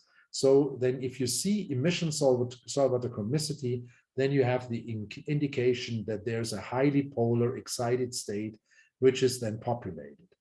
And has also been shown here by this resonance structure picture. So you can, of course, delocalize the free electron pair from nitrogen over to the acceptor. And these are two, let's say, extreme resonance structure, canonical structures that can be formulated in principle. Nevertheless, if the case is what you can see in the electronic ground state, for example, by performing X-ray structure analysis, if you see a bond length, equidistant bond length and no bond length alteration, you can really talk that you are at the so-called cyanine limit. And indeed, there are some merocyanines which on paper look like merocyanines, but they are highly polar structures according to this charge separation. However, if you have the bond length alteration, this tells you that you are at the polyene limit. And of course, in many cases, the truth lies also between these both extremes that can be seen. But it has significant consequences, of course, on the photophysical properties you can derive thereof. We also did quite a lot of merocyanine syntheses already in the past, as you can see here from this over 10 years old publication. So a very straightforward Knoevenagel condensation with the phenothiazine aldehyde, because phenothiazines are also electroactive. This is very interesting, with different CH acidic compounds like indane-dione or this rhodamine gives rise to the formation of the donor acceptor systems which are neutral. They can be considered as merocyanines. We have exemplified that especially by variation of the position at the remote end of phenothiazine at the 7th position, because we wanted to see the effect of electronic influence on the oxidation potential, but also on the optical properties. And thereby we were also able to finally construct out of these emissive materials suitable dyes for dye-sensitized solar cells. You simply need to place very electron-rich substituents at this place so that you have a donor-donor acceptor system. And this is particularly favorable for charge separation. But what I wanted to tell you from this story is, so if you take this cyano-substituted myrocyanine, this one, and place it into different solvents, always the same compound, you see that the emission color really significantly changes in a relatively small changing row of solvent polarity. So benzonitrile is not really strongly polar, as it is not with dichloromethane, and methyl cyclohexane is completely unpolar. And thereby you can see that you can fine-tune more or less the color, or reversely speaking, you see the bathochromic shift, the lowering of the energy by stabilization of the polar excited state. You see it with the naked eye if you prepare the solution, and then you can also determine the photophysical parameters. And together with Hans-Georg Kubal, a photophysicist, we went into deeper details. So this formidable formula tells you that there's something like the so-called solvent polarity parameters, which you can calculate, which depend on the permittivity of the dielectric of the solvent, and also the refractive index. Thereby you can calculate an orientation polarizability parameter for each solvent, and then you plot this the fluorescence data, the Stokes shifts against this parameter, and then you can determine, because all other things are constants, this can be calculated. This is the so-called Onsager radius of a dot-like dipole. So there's an estimation. You can then determine thereby the change of dipole moment, which then gives you an idea how polar your excited state is. So, and that is also nicely seen here under daylight. So this is the absorption behavior, and this is the emission behavior of the compounds. So with respect to the absorption, there's not too much change, but there's a significant change with respect to the emission, indicating a highly polar excited state. Other myrocyanines we came across over time. This is more than 20 years old now. So from chemistry, that's also interesting. You can take these ethynyl nitrothiophene molecule, which is highly electrophilic at the terminal position, and you can undergo easily an amine addition by directly furnishing the corresponding push-pull system. So a very short dipole. We then also did a characterization by plotting the absorption maxima against the polarity index given by solvent polarity index given by the Reichardt scale, and this shows a nice linear correlation.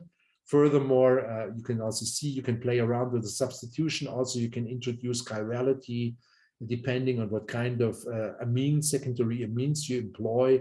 This all works nicely with high yields. And we, at that time, we were still doing semi-empirical calculations, and it nicely shows that you have a nice overlap in the thiophene part between the donor and the acceptor moiety, represented by the HOMO-LUMO, which is the major constituent of the photophysical transition. Yes, and since myrocyanines already also kept us busy, not only over a decade, but still until today, we then stumbled in an interesting phenomenon, which we call aggregation-induced emission, which has been also previously been reported by Chinese groups and also applied to many different photonic applications. Here I show you the synthesis. It's a multi-component reaction where an acid chloride, a terminal alkyne, is coupled with Sonogashira conditions to give the alkynone, which is a microacceptor, to react with enamines or S-N-ketene acetals, which are generated in situ. And thereby we find three different types of structures. So if we use a trimethylsilyl acetylene, that's what you see here. The silyl group gets lost in the step of the nucleophile addition, so that these linearly expanded chromophores are being formed. Whereas if there is a substituent which is not a silyl group, it will stay on the molecule, and then you have the sickle-shaped donor-acceptor systems. And interestingly, if the enamines of this type are employed with aryl-substituted alkynones, the result here is now the formation of this styrol-substituted very short dipole. In either case, the molecules are emissive in the solid state, as you can see here from the spectrum. However, only in the case of the linearly expanded chromophore, you see that they are also emissive in solution, which can be, of course, recorded, as you can see here, by recording absorption and emission spectra. Nevertheless, we had also the crystal structure analyses of these molecules, and they show unambiguously the formation of the structures, and also interestingly the packing of the molecules, which also then explains why you still see emission in the solid state but not in solution, because the molecules tend to deviate from planarity and also deviate by rotation and vibration to dissipate the energy of the excitation. And this is an interesting aspect, and therefore we deeply went, of course, in the following years into the synthesis and description of the properties of these merocyanines of these types, which show emission upon aggregation. And as you can see here, one of these studies, what we already did early on, was to see what happens if we do a polarity plot on all different aspects of the photophysics. So the upper black curve, this is the linear correlation of absorption. This is the linear correlation of emission. And by the slopes, you can also see that they are a little bit different from each other. And here the Stokes shift, it shows you that it is a positive solvent achromism that occurs. The more polar the solvent is, the better stabilized the excited state will be. And thereby one can also use another plot, that's the Lippert-Mataga plot, where you plot the wave numbers of the Stokes shift, so the difference, energy difference between absorption and emission against the corresponding polarity parameter, what I've been telling you before. And it also shows that this gives you a possibility of evaluating the dipole moment changes from these experimental data. Also, Ferrari red indeed is a merocyanine if you consider it as a donor acceptor molecule, which is more or less fixed to a central bicyclic core, which can be considered as an diazepentylene structure. Pentylene itself is an anti-aromatic compound. If you count the electrons, it is only 8 electrons, and therefore it classifies as anti-aromatic.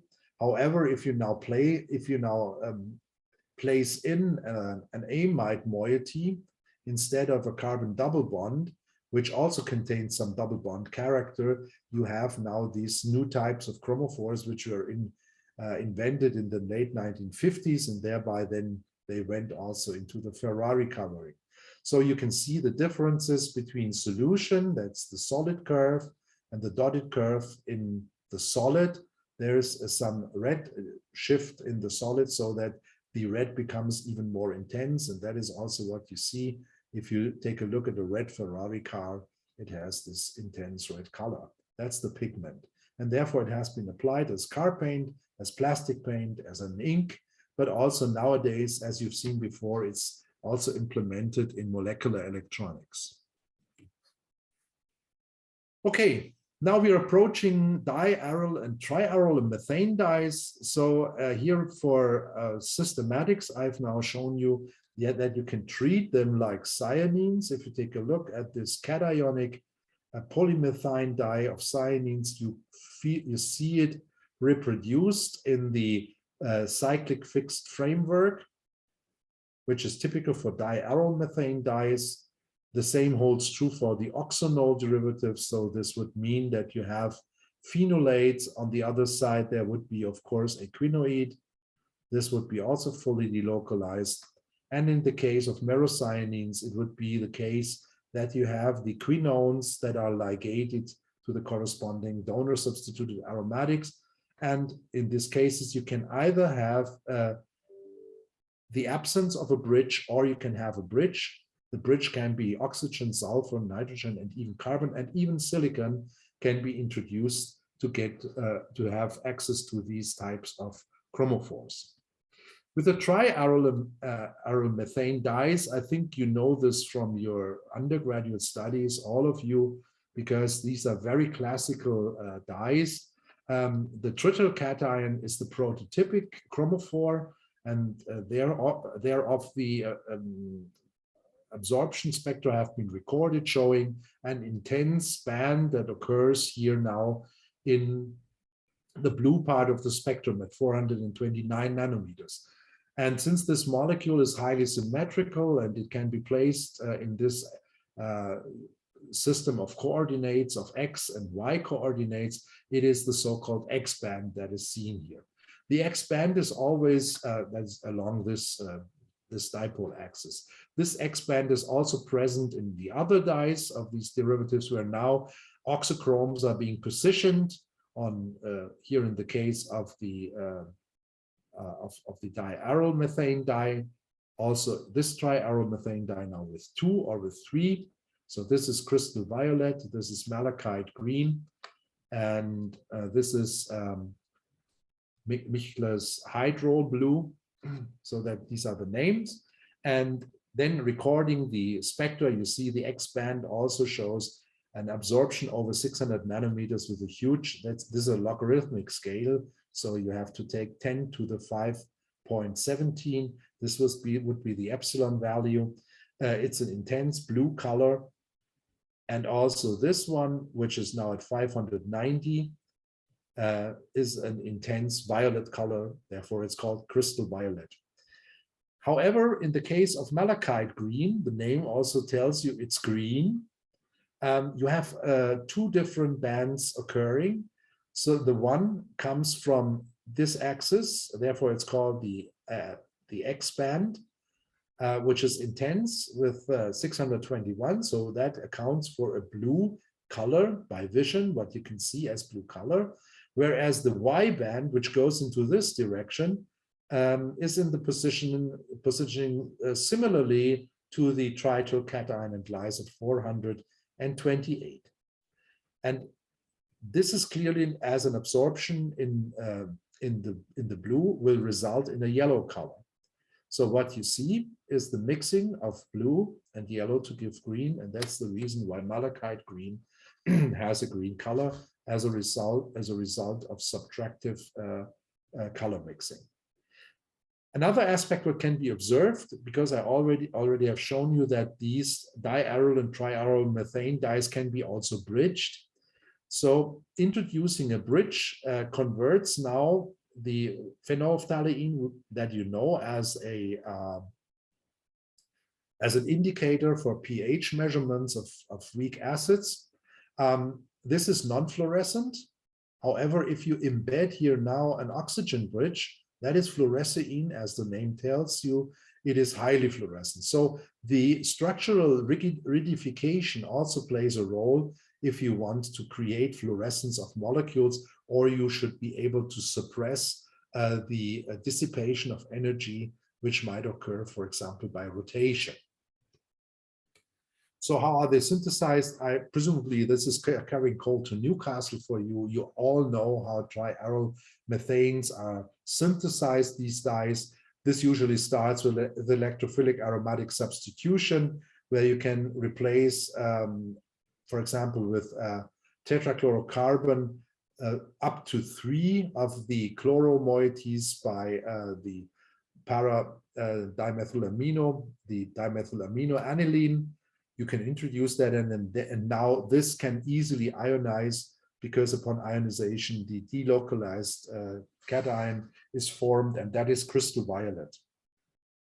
Alternatively, it's also possible to perform acylation. So Friedrich Kraft's acylation gives you first the acid chloride and then the ketone. This has received the name Michler's ketone. and Michler's ketone then can undergo an electrophilic aromatic substitution, similarly to a Filzmeier-Haag reaction by interaction of Michler's ketone with phosphorus oxychloride and dimethyl aniline. Then you end up with the formation of Michler's hydrol. And Michler's hydrol now can ionize by addition of acid, for example, hydrochloric acid. It is ionized to give crystal violet. So this is the standard synthesis for the triaryl methane dyes. In that case, it is crystal violet.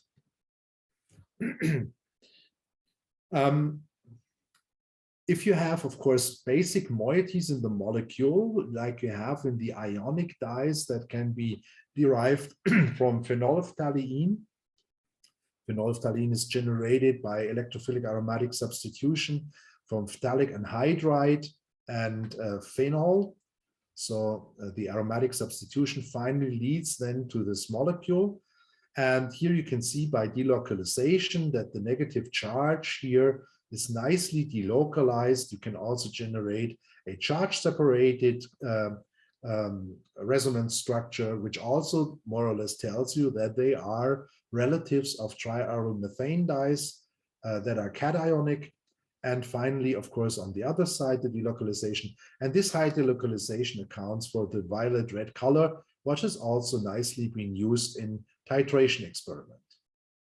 So this forms, however, only if there are sufficient enough hydroxide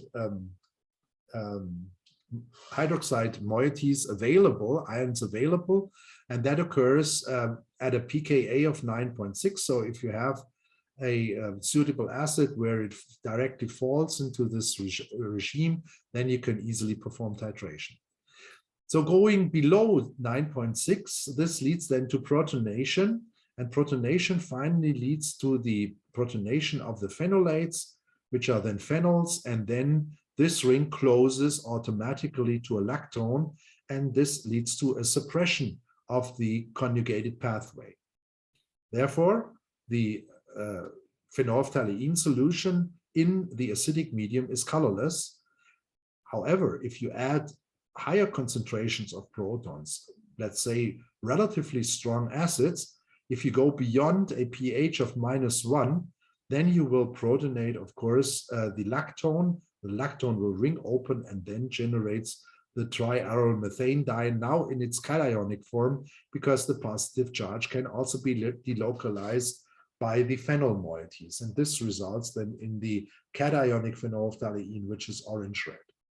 Finally, if you exceed with the pH, if you add too much hydroxide ions, then of course the hydroxide ions might also act as nucleophiles and simply add to the central position, because that's a point of high charge density where you can now end up with the alcohol. And this alcohol, of course, has also now completely interrupted the chromophore, and this trianion, which then results, is also colorless.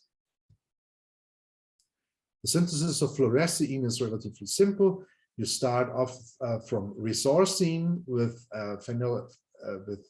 phthalic anhydride, easy to do in some drops of concentrated sulfuric acid. Heating it to 200 centigrades results in the electrophilic aromatic substitution and into the ring closure that finally gives you this xanthine moiety, which is, let's say, more or less the structural determining basic chromophore of fluorescein. However, in the lactoid form, as you can imagine, because there's no conjugation pathway, it's uninterrupted, it's colorless. However, upon addition of hydroxide ions, you will deprotonate the phenolates. The electron density pushes in because it now delocalizes and then opens the ring, and thereby you have the quinoid form. That's the green fluorescent fluorescein. If you place bromine atoms here in the ortho positions with respect to the oxygens of the phenols, then you end up with the formation of eosine, and eosine is yellow emissive. So you have a considerable redshift that occurs on the emission, which now comes from a slightly electronically changed chromophore, because bromine atoms have an electron withdrawing ability and thereby change, of course, the energetics. The idea of triaryl methane dyes and diaryl methane dyes has also expanded by different motives. Not only azenes can be used, azene dyes resulting here from the phenazine, acridine dyes, thiazine dyes, methylene blue, for example, oxazine dyes, and xanthine dyes, what you just have seen with fluorescein. It was also possible to embed them by condensation with squaric acid to generate this zwitterionic chromophore, where you have two polymethynes in the axis in this cross form. If you wish, you have a pretty long delocalization pathway, which leads to an absorption maximum of 630. So this is a deep blue dye. Which can be then expanded, of course, and by using other condensation agents, like here a triketone, or here it can be also embedded into a different system, like these lactones. Thereby you can shift the absorption maximum into the IR, the near IR, and also in the real IR. So these dyes are ultimately colorless because they don't have absorption in the visible. And what are these kinds of molecules good for? Because they absorb in the near infrared, where you have operating gallium arsenide diode lasers, for example, you can use them for reading out optical data disks, or you can employ them as certain laser dyes if you want to generate stimulated emission at these wavelengths. So that is the technical application of these kinds of molecules. So now let's come to the last class of compounds. These are macrocycles, and of course, taking from Mother Nature, it's the porphin core, which is of course functional. As you can imagine, we all have red blood, regardless of which nationality we are from, and that results from heme.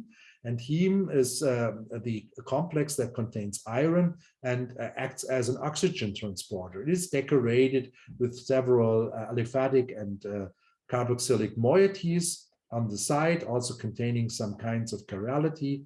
And the same holds true for the same principle. Chlorophyll has been developed by the plants, now with another central metal here in the center. Then it is magnesium.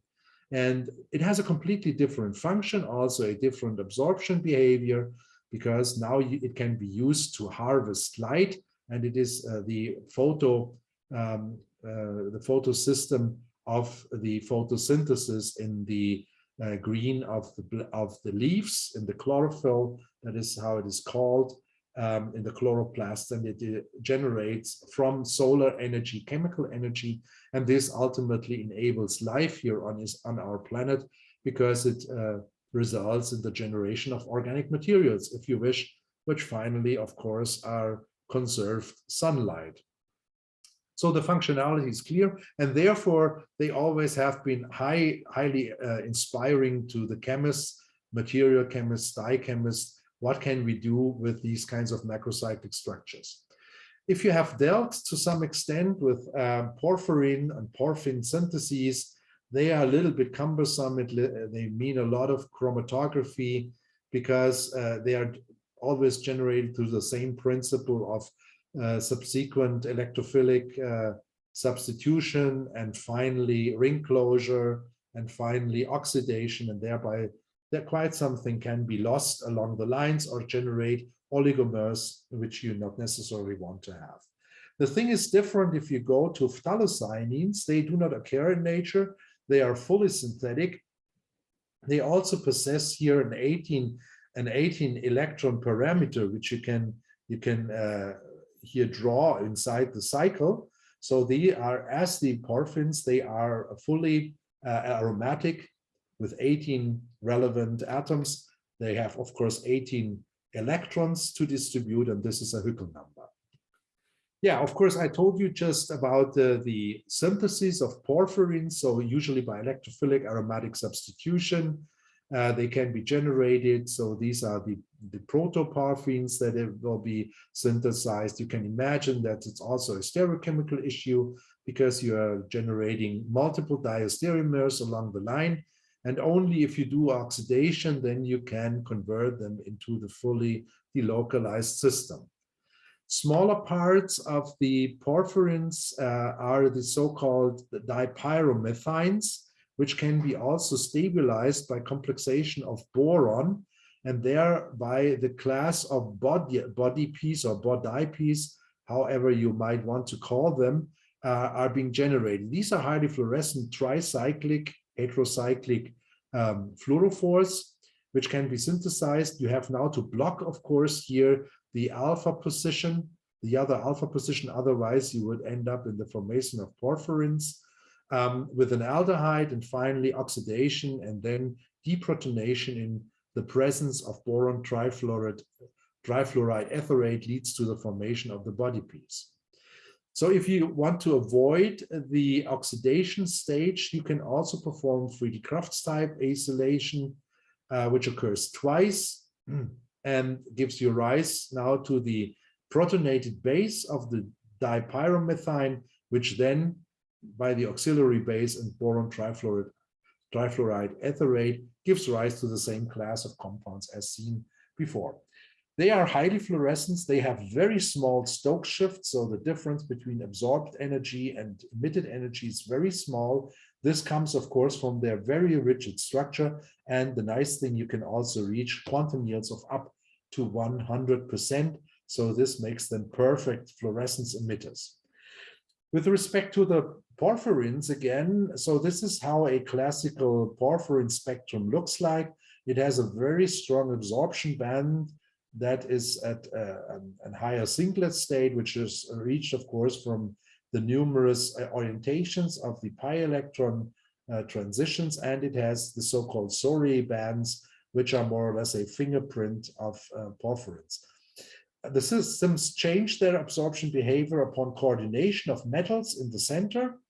Then, of course, you will also see, besides the pi to pi star and n to pi star transitions, also transitions that occur from the ligand to the metal, from the metal to the ligand, and thereby, for example, heme and also chlorophyll is being generated.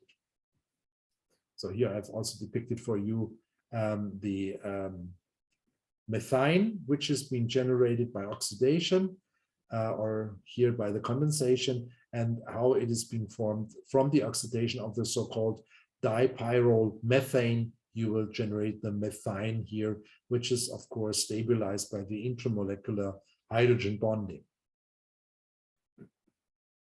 Yeah, I will show you at the end some remarkable aspects of porphyrin chemistry, how it has been employed to synthesize supramolecular structures, but not only supramolecular structures, because this wheel simply looks fantastic. And here you can also see how it looks in the crystal structure. It is simply amazing, but it is also a functional molecule. So as you can see here from the optical data, so the absorption occurs around 800 nanometers, so a clear NIR absorber, and it has also a rich emission spectrum in the near IR, which also results from the constituents that you have in there. The synthesis is not really complicated to perform because it is highly convergent. First of all, the porphyrin moieties are being constructed. Of course, you have to synthesize these in mesopositions alkynylated derivatives.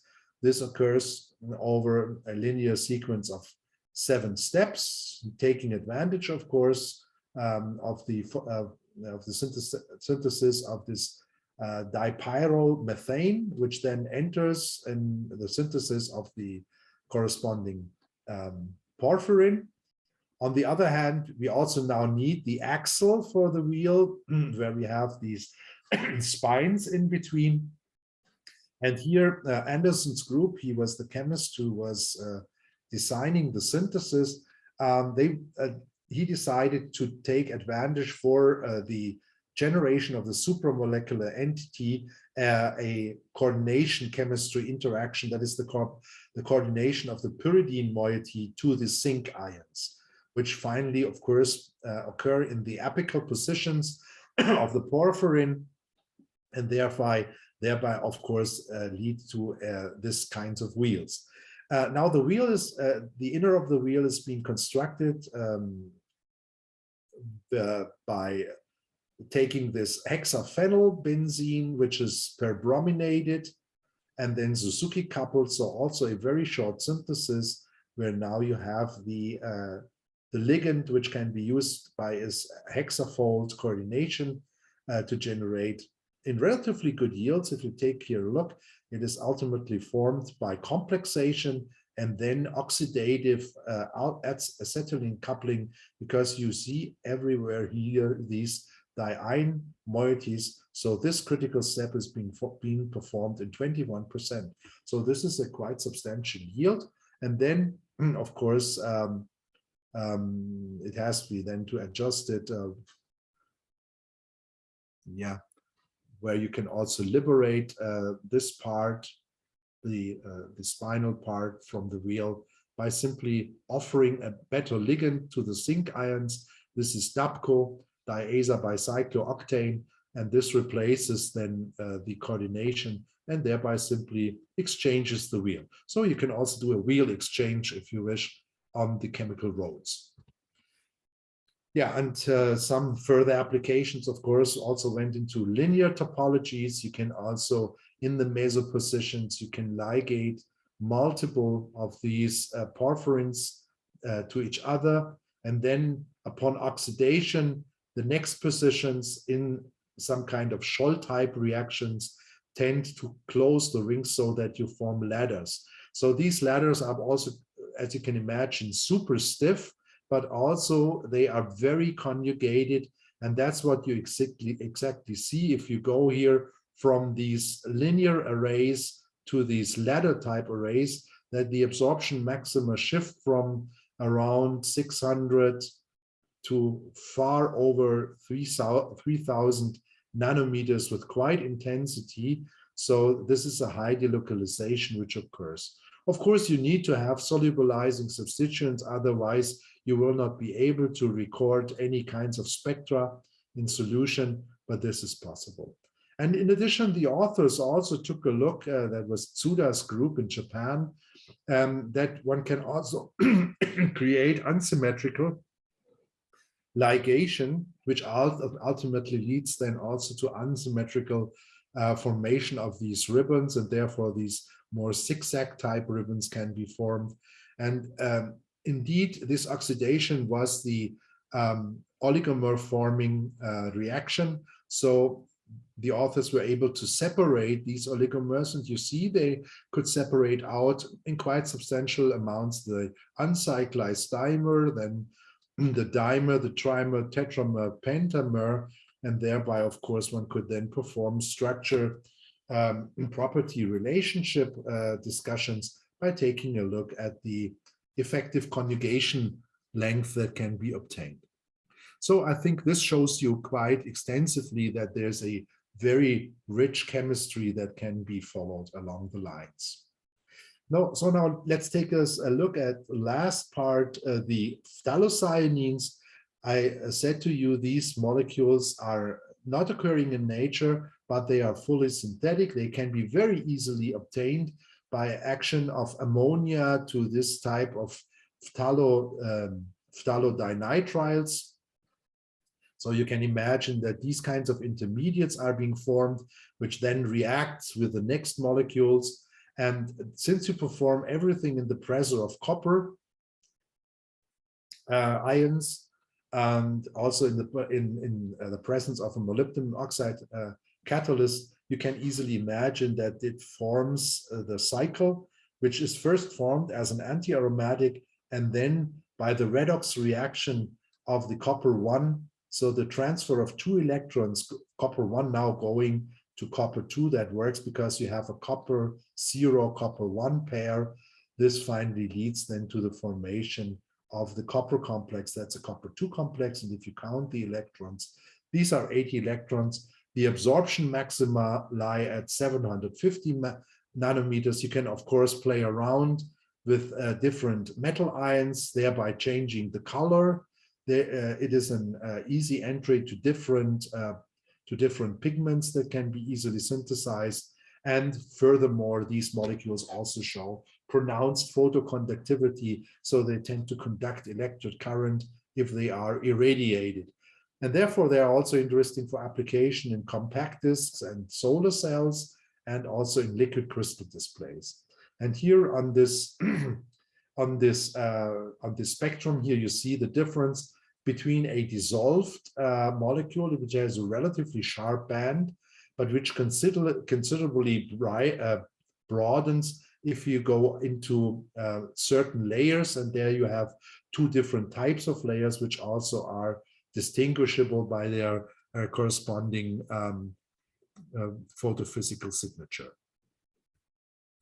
Yeah, now I'm at the end. So this brings me to this summary, which you also can see that dye chemistry nowadays is extremely rich. It is far beyond dyes simply being used as coloring clothes and paper, to have something colorful in our lives, but it has also entered now the field of technical applications and also future applications in technology like molecular photonics, molecular electronics, and super fast switchable computers, which can be based upon molecules, are ultimately relying, of course, on organic chromophores.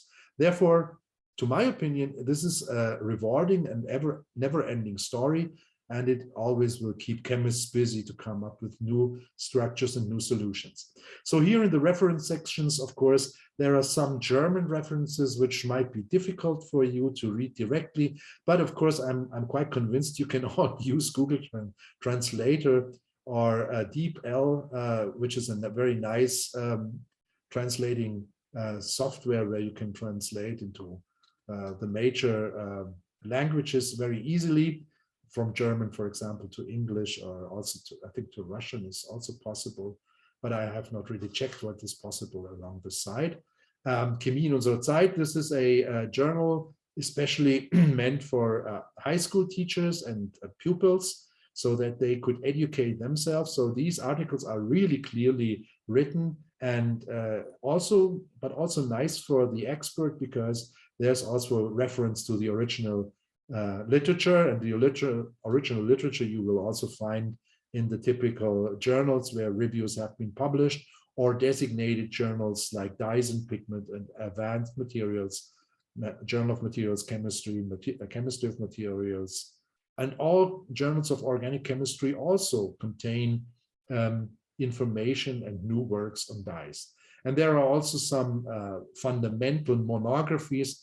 Zollinger, in the German-speaking dye chemistry community, he was the godfather of industrial dye chemistry, and he has finally also written a monography, which then was also published in 3 editions, which gives an overview of how the dyes are structured, what dyes are known, and so on, and how are they being processed. And there are also many applications of industrial dyes coming, especially from the experts from the dye producing companies. And also there's something similar, the history of dye chemistry by Brita, which was also published in English language, so that you have also access to that. Yeah, this finally leaves me then also thank you very much for your attendance on this cold November afternoon, early evening, and finally leaves me with saying Duši Dyaku and Slava Ukraini. Heroям Slava.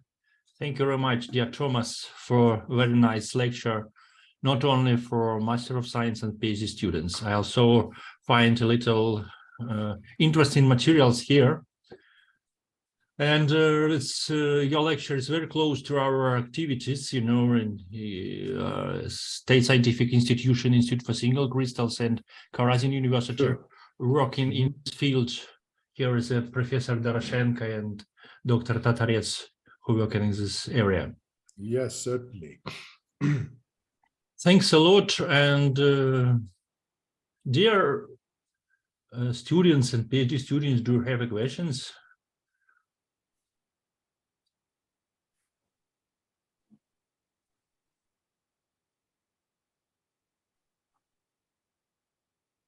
I didn't see any questions. So everybody's exhausted, which is understandable. Yes. Or I stop.